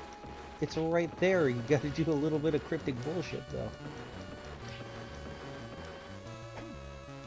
Keep in mind, this is still the B side of the castle. We still have the whole A side to go to.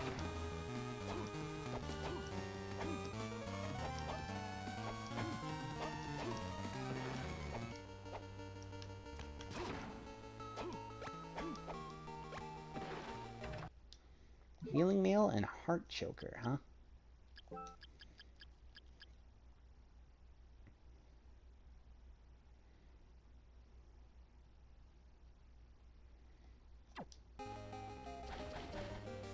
DSP rooting Castlevania for Halloween when? Don't know. He might actually just skip out on this because Metroid's coming out later. So he just might as well be all like, dude, Metroid's coming out. Not to mention his audience absolutely fucking hates. And I say hate. Hate. Freaking Metroidvanias. His audience hates RPGs as well. Yep, I just want to see him I just want to see him rage at the Street Fighters. But he's the king of hate, dude. No, he's the king of vests now. Get it right, you fucking numbnut. King of hats. He's the king of douchebags is what he is.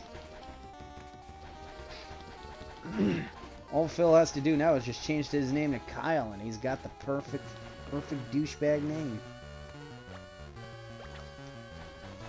Yeah, raccoon figure.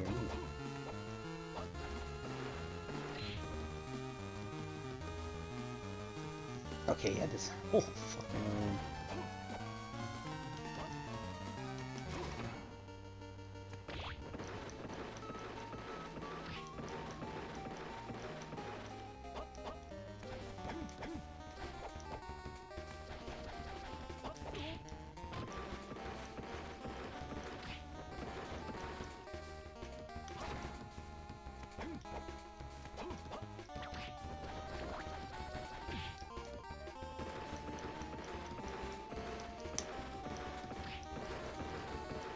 King of spending. Oh yeah, definitely. King of spending and wasting everyone's money.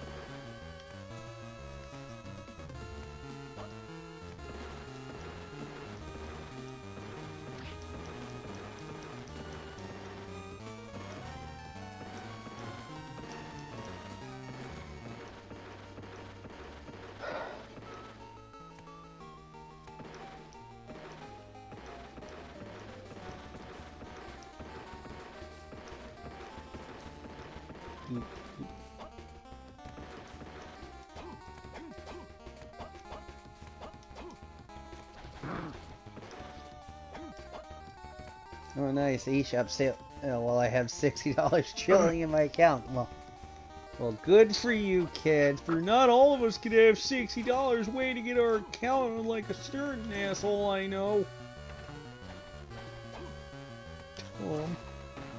What? I don't know. Just checking if you were alive or not. Oh, I'm alive. He says as he's dead on the inside. I'm missing a I spell might be book. Where the muted for fuck a is bit. it? Okay. People are being a little loud outside. Okay. It's not like I hear anything, but...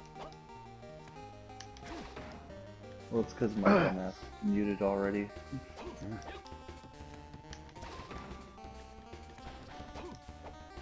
Okay.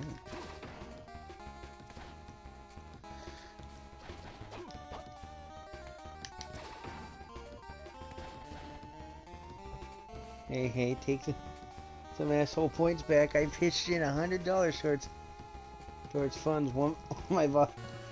You can help. I'll just try to flip. Okay, assholes. Point reducted.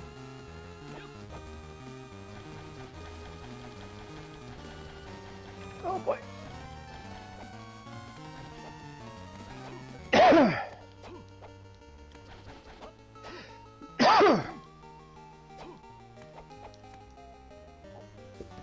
Scusi. Scusi.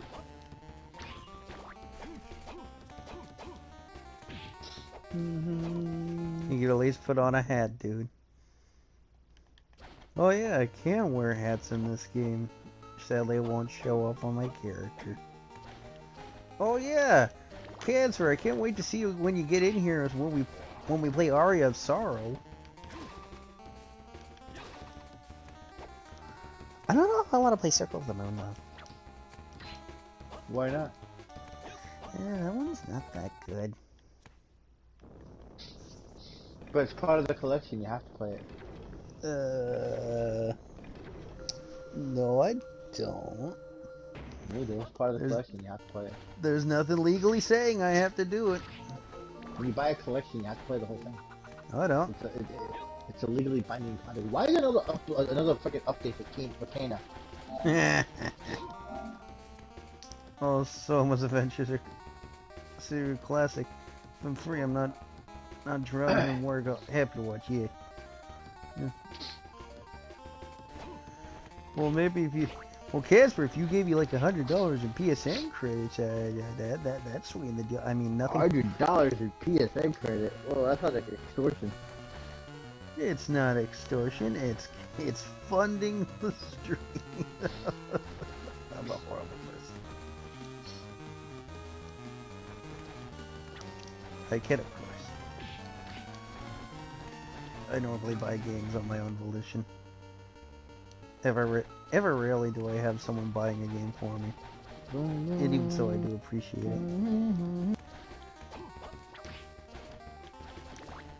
it. I didn't ask for Circle of the Moon. Yeah, Catsper didn't ask for Circle of the Moon. See, the audience... Yeah, anyway.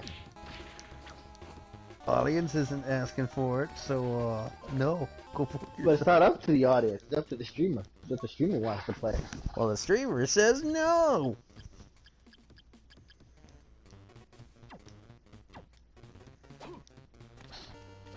Go circle jerk that PSN credit off another pay pig on the party. JK. Oh, okay.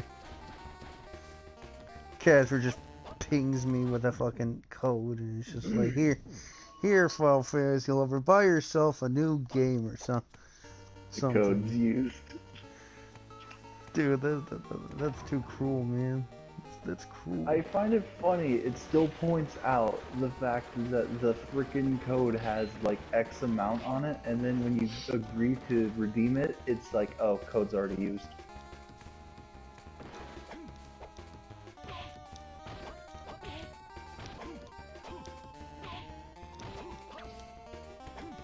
Alright, let's fight this next boss.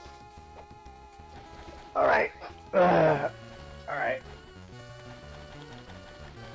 Let's go.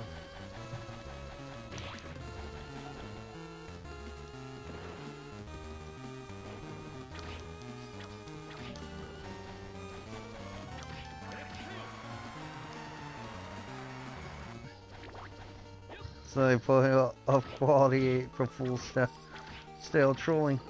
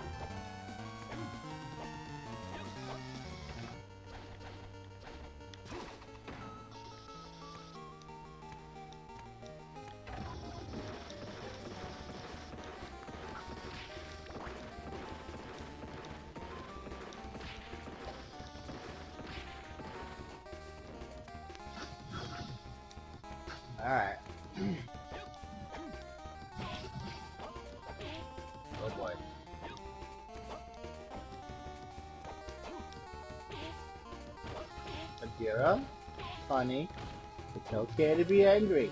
Put that hammer down. Dup, here we go.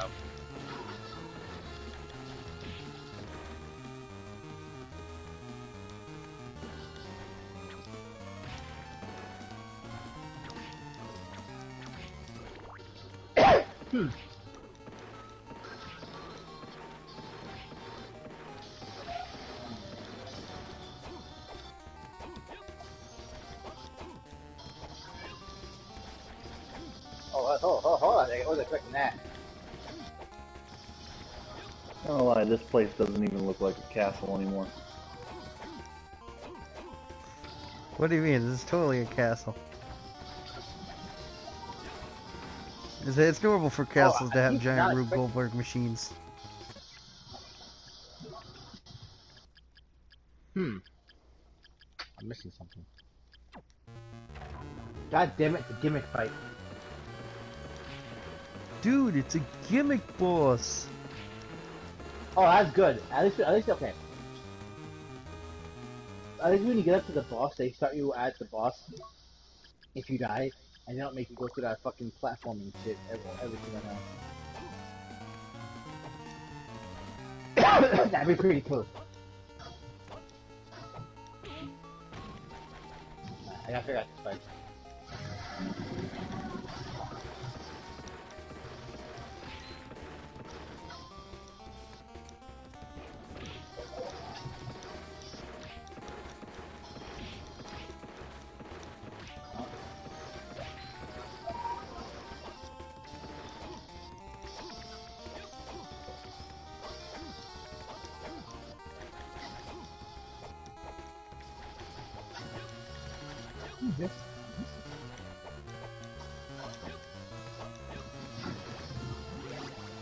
Alright. Life up. Last but not least, we get the Bolt Book. Yeah, we did it.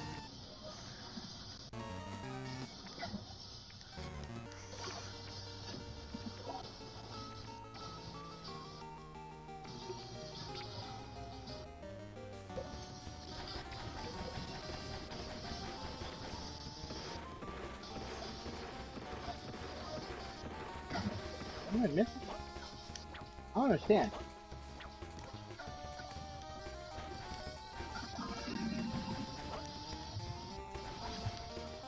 But what Angel doesn't know is they're gonna flip the castle upside down. Nah. This game already has 2 castles. They're not gonna put in a 3rd one.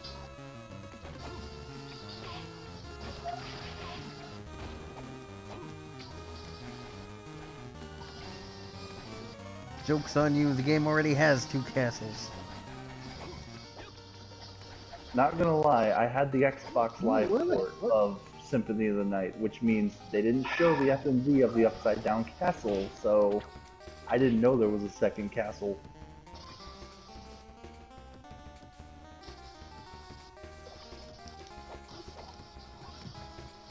I don't understand. Okay, how the fuck am I supposed to get that? There, this is confusing me now.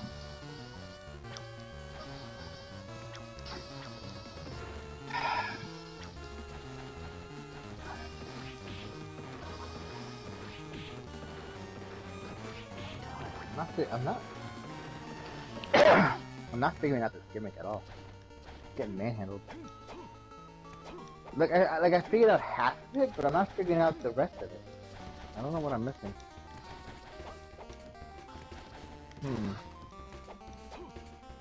It's a puzzle boss, dude.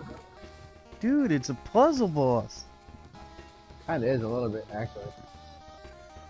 That's it. I'm just gonna put down the controller until someone tells me what to do. I don't know. And it's gotta have money attached to it. Yeah, it's gotta have money attached to it, otherwise I'm not reading it. Why did it do that?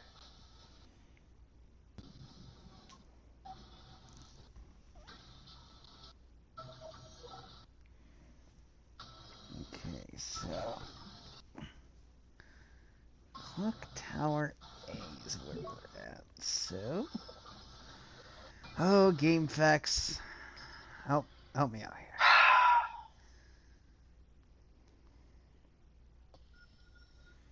Castle top floor. Skywalkway. This is not working.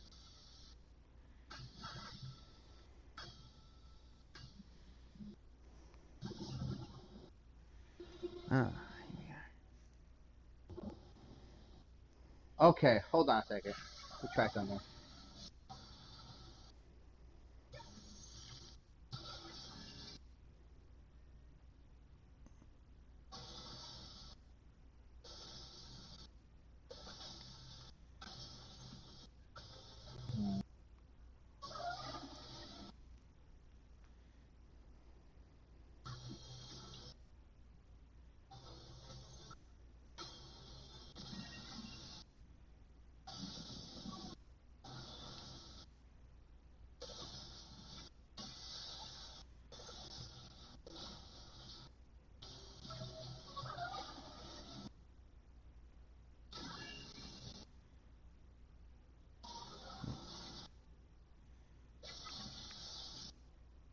Oh, I got it.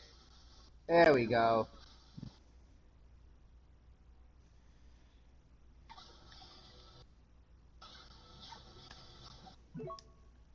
I figured it out.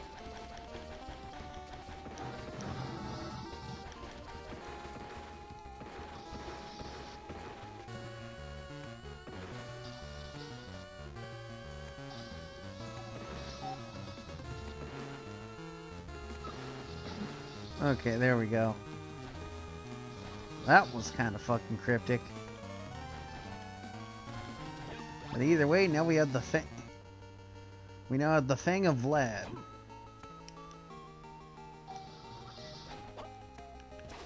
AKA Dracula's Tooth, which increases our defense by 10. Okay, I forgot.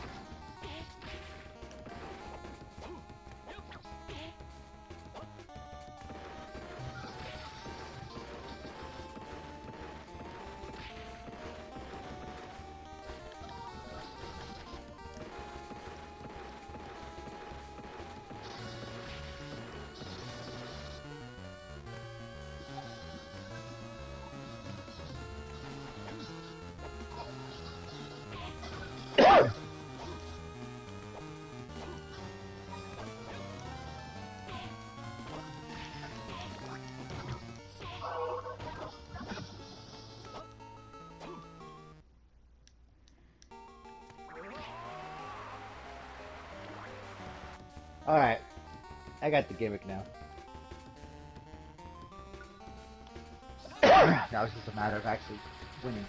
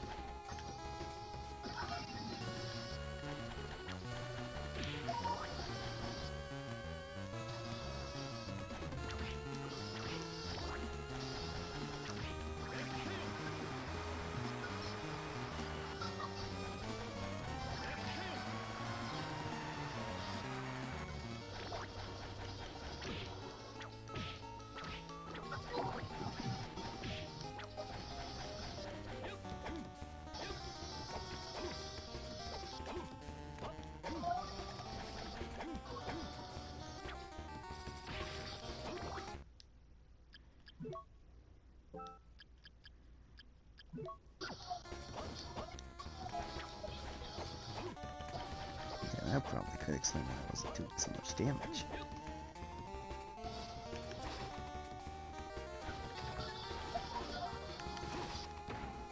Oh, fuck you. Why are you snapping that way? Stop it.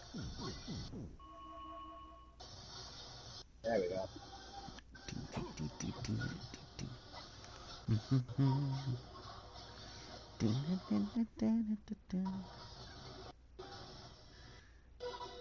Tower B.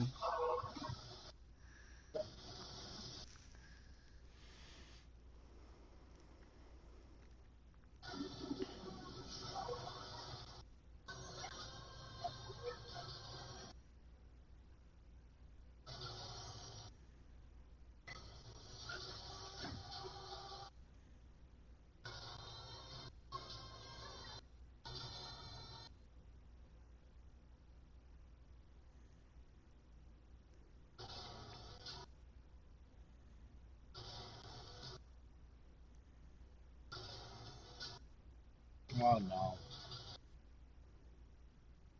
Oh my god, what is? Oh my god, the game. Dang it. I'm stuck in perpetual slow mode.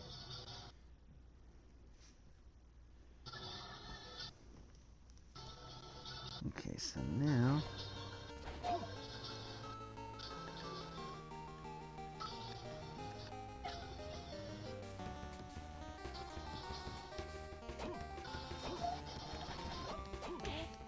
Yeah, I'm stuck. I'm actually literally stuck in slow mode. Great.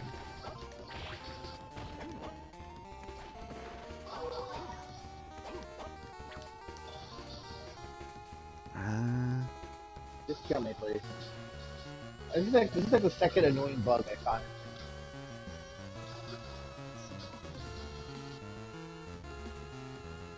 The first one, not so much. This one's actually pretty irritating.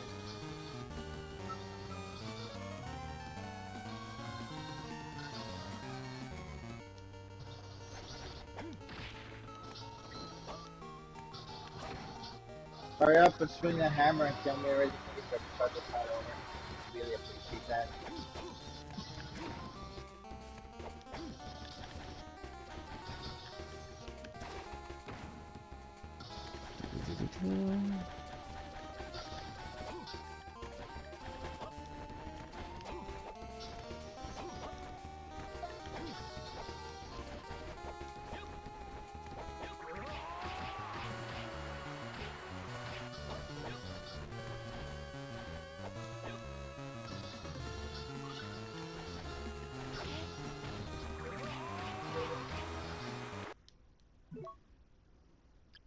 Like I did one of the rot moves, and the game stuck me in slow motion. Literally for the rest of the fight, like I was stuck in slow motion. That was very obnoxious.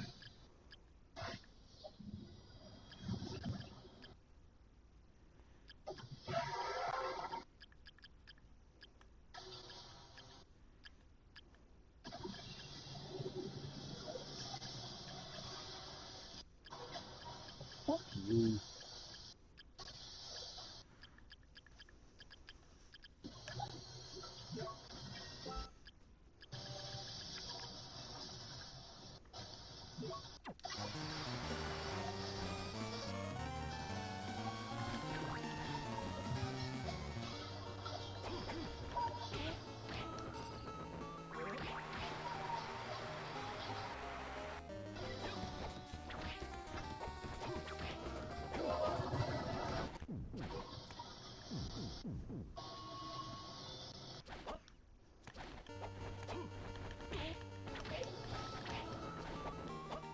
I.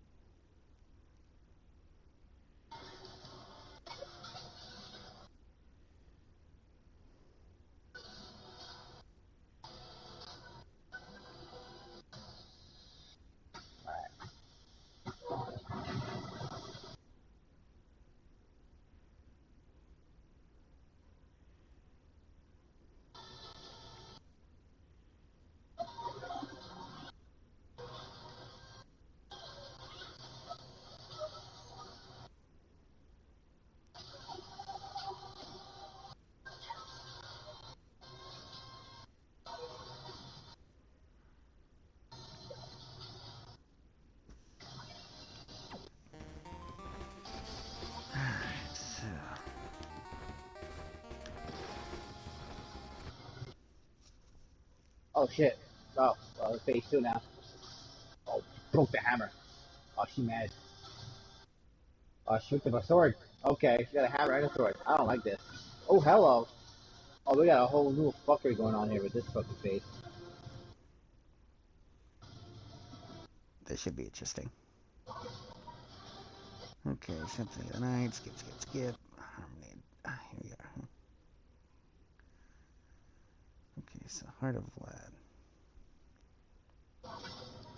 We're just missing the heart. Skyward Way, Castle B.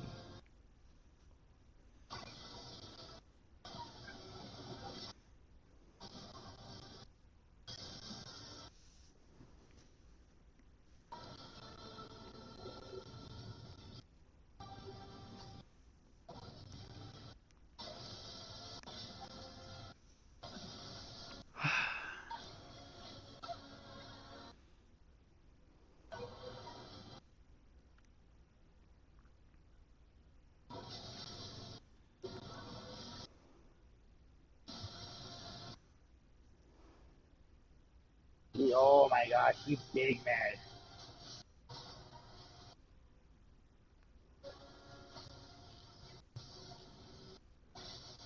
Jesus. Oof. Okay. Good lord. Okay.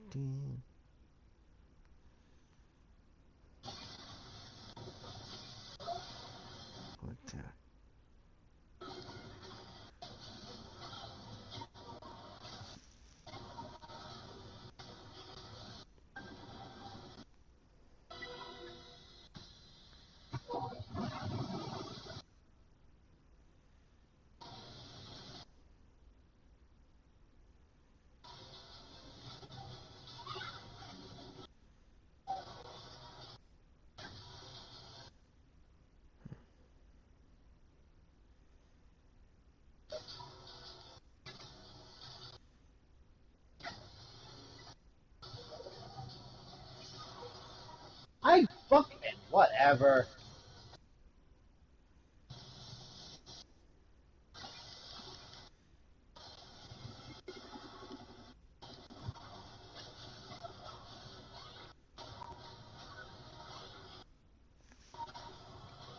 Okay.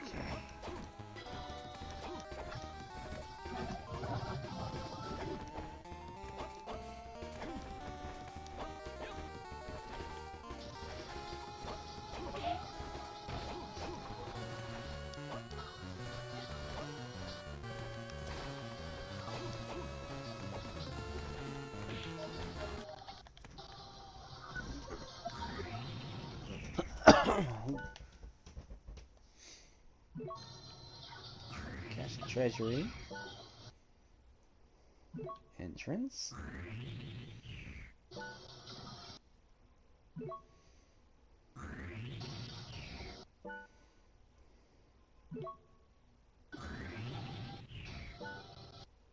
Alright.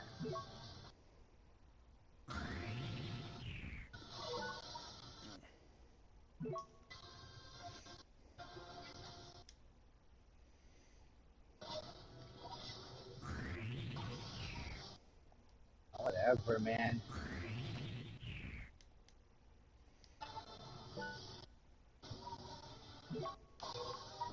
I got it!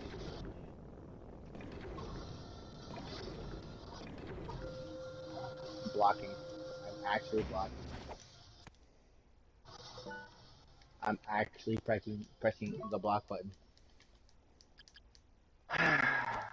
You can't tell me I don't have block gauge either because I had plenty.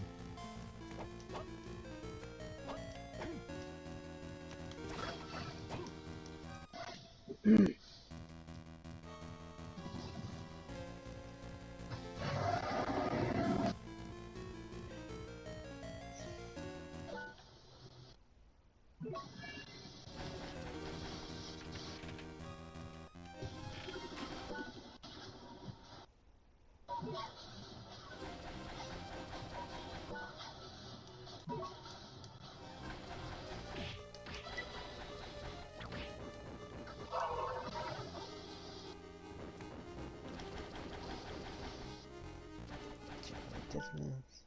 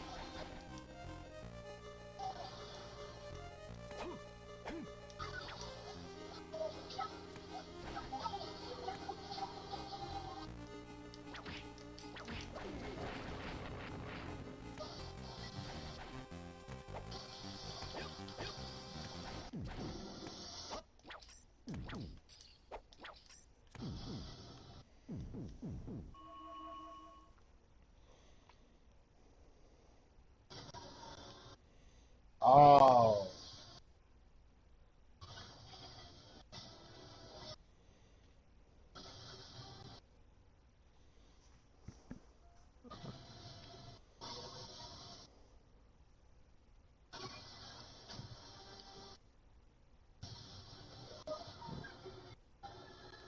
Oh, okay. Okay.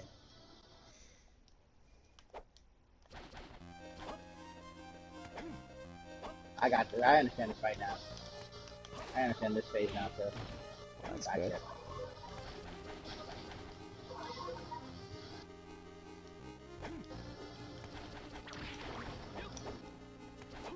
Shit. That's how I was taking crazy fucking damage, though.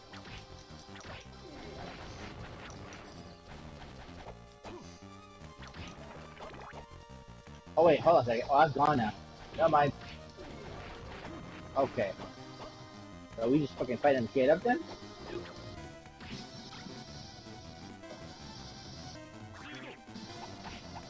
Listen, the Forge. I understand you, Andy. Oh, God. He's big, Andy. Forge.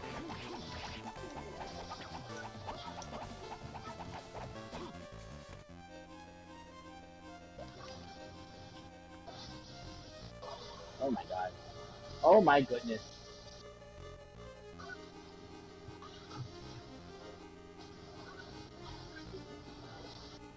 Oh, I'm so dead anyway.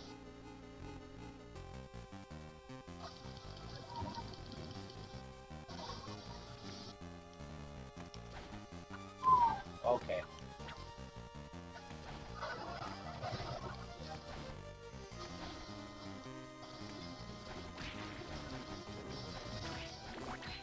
Oh, no, no.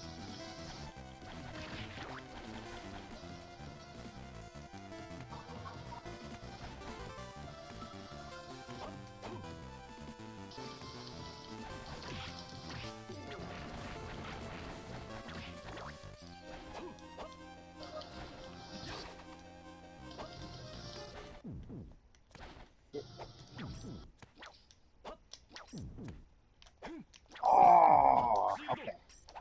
Alright. Alright. Here we go.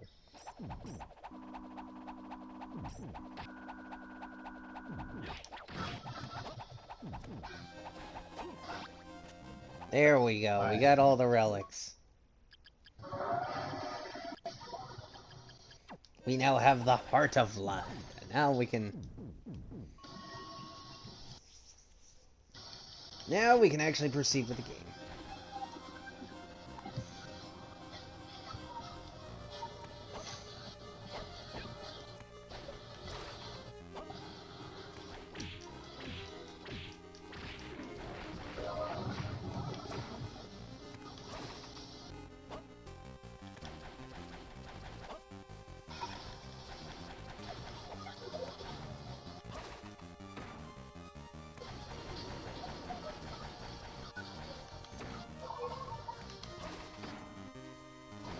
So what game you playing, Tom? I am playing Kena. Uh, is it any good? I like it. A lot of people like it. That's good.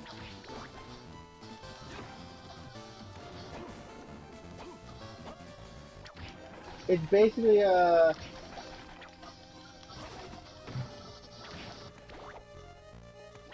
It's like a fucking interactive picture star movie. Lots of corporate greed. Does it have MILF titties? No. Oh. Disappointment. You need help, bro. I know. I'm aware.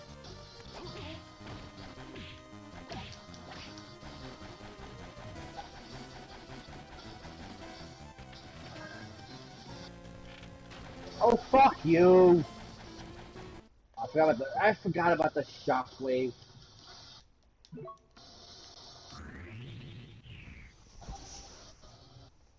That's no good. Took too much damage.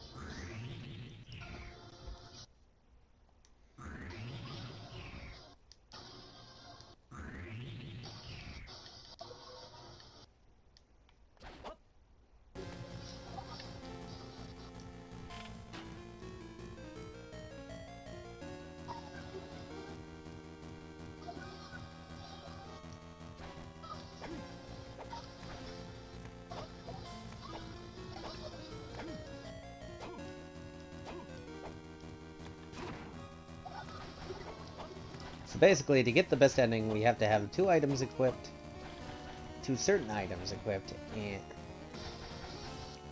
you have to do it in the B castle.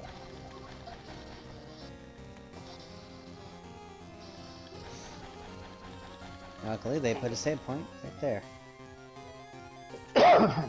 So yeah, like, yeah, I definitely would recommend you, get it whenever you get a chance. The animation, like the cutscenes are fucking spot on. The story seems pretty good so far.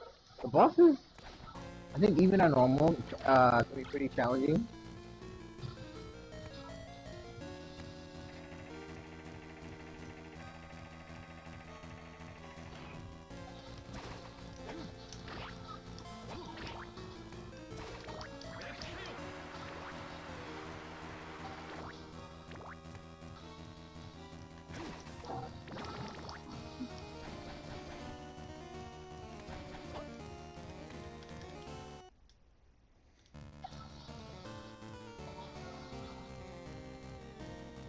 I blocked.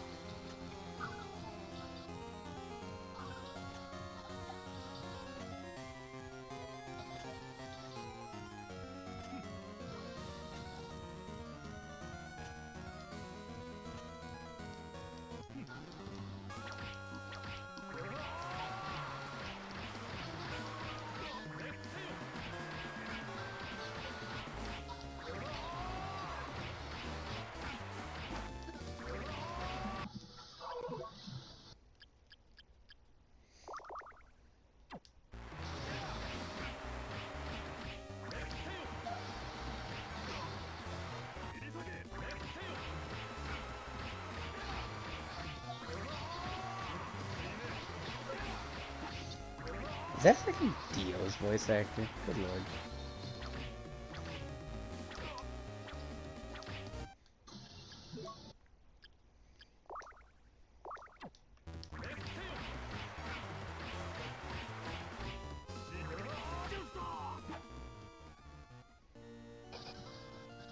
Friend or foe?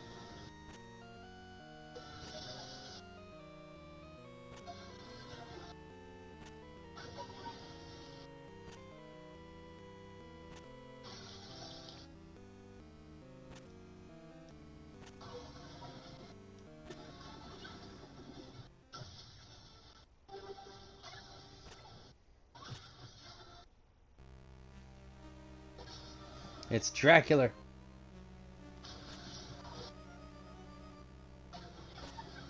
Power of a Belmont. Okay, let us begin then. I will enjoy destroying you.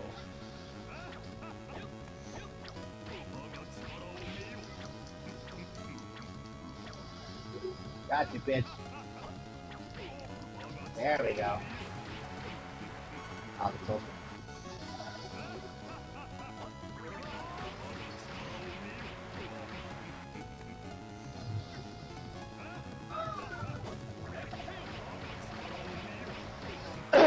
Ooh, there we go.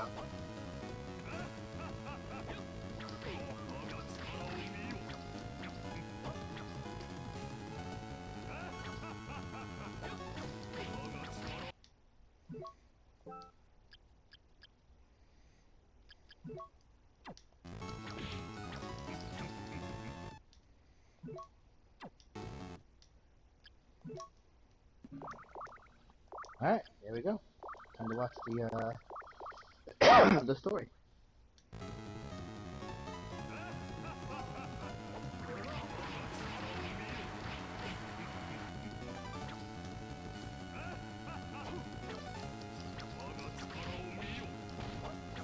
Ancient people used to cultivate nature into a mountain shrine.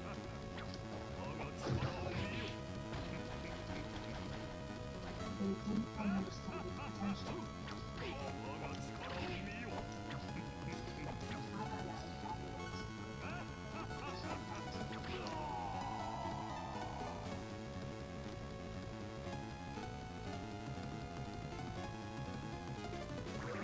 Oh god.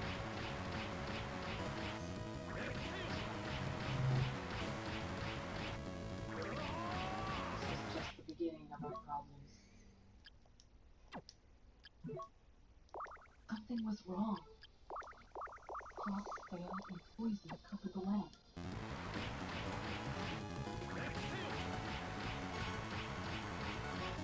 I'm allowed to search for food and supplies to save our village. I watched her go that morning, no, never leave our home without her. Leaves turned to mud, and she did not return.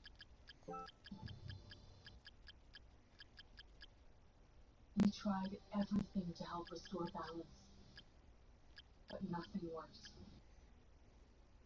I knew our home was lost, but I couldn't leave Hana behind. I had to help her find her way back.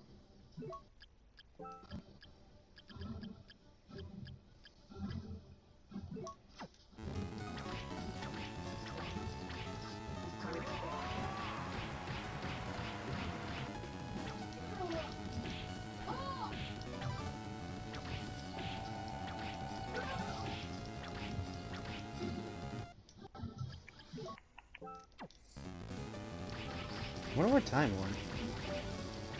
No, I'm here. Oh shit. Did quiet for a I would. moment. I just unmuted myself. Because everyone finally died outside or something. I don't know.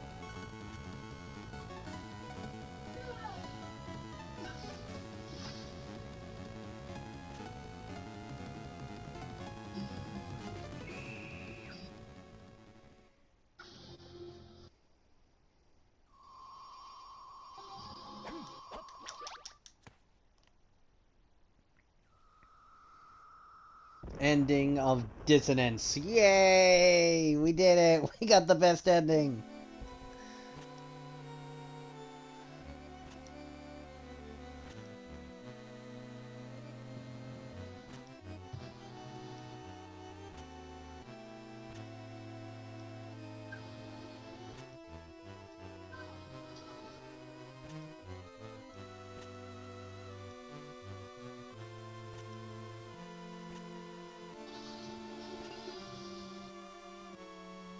Also, I was quiet because I was eating, and the only thing I have to say is, yep, definitely freezer burnt.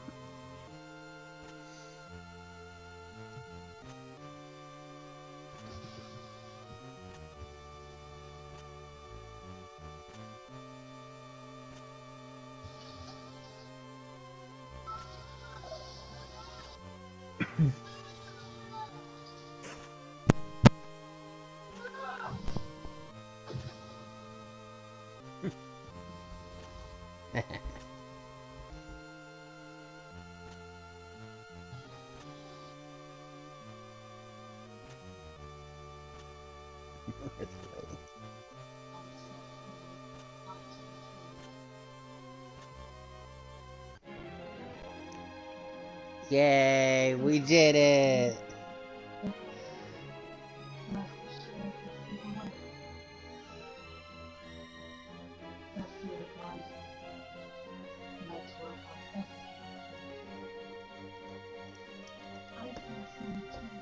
Let's sit back and watch the credits roll.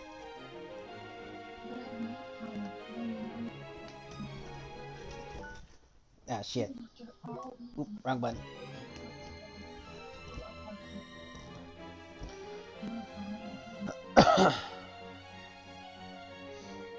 Oh, who is... Oh, Cyber.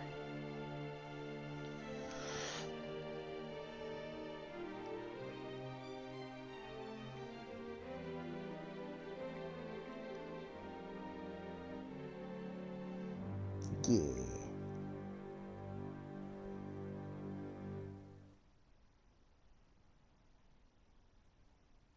The end. It only took me until 11 o'clock at night.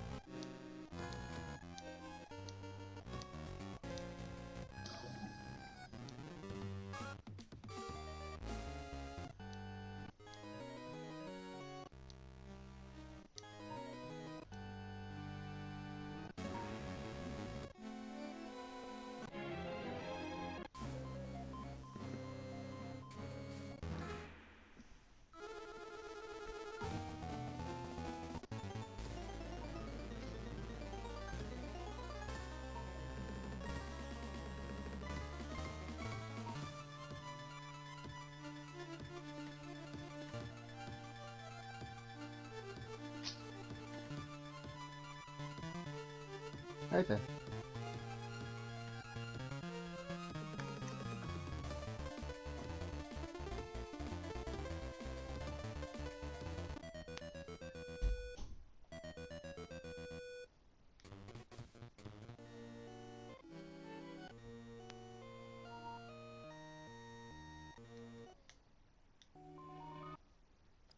Guess I can't go back up the mountain. Let's go back to the village real quick. We have a lot of shit to return anyway.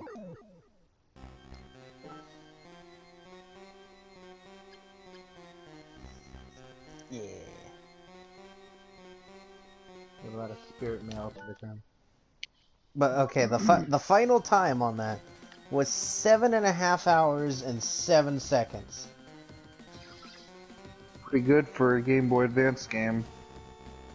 If Phil ever plays it, there is your record time of how long it should normally take a person.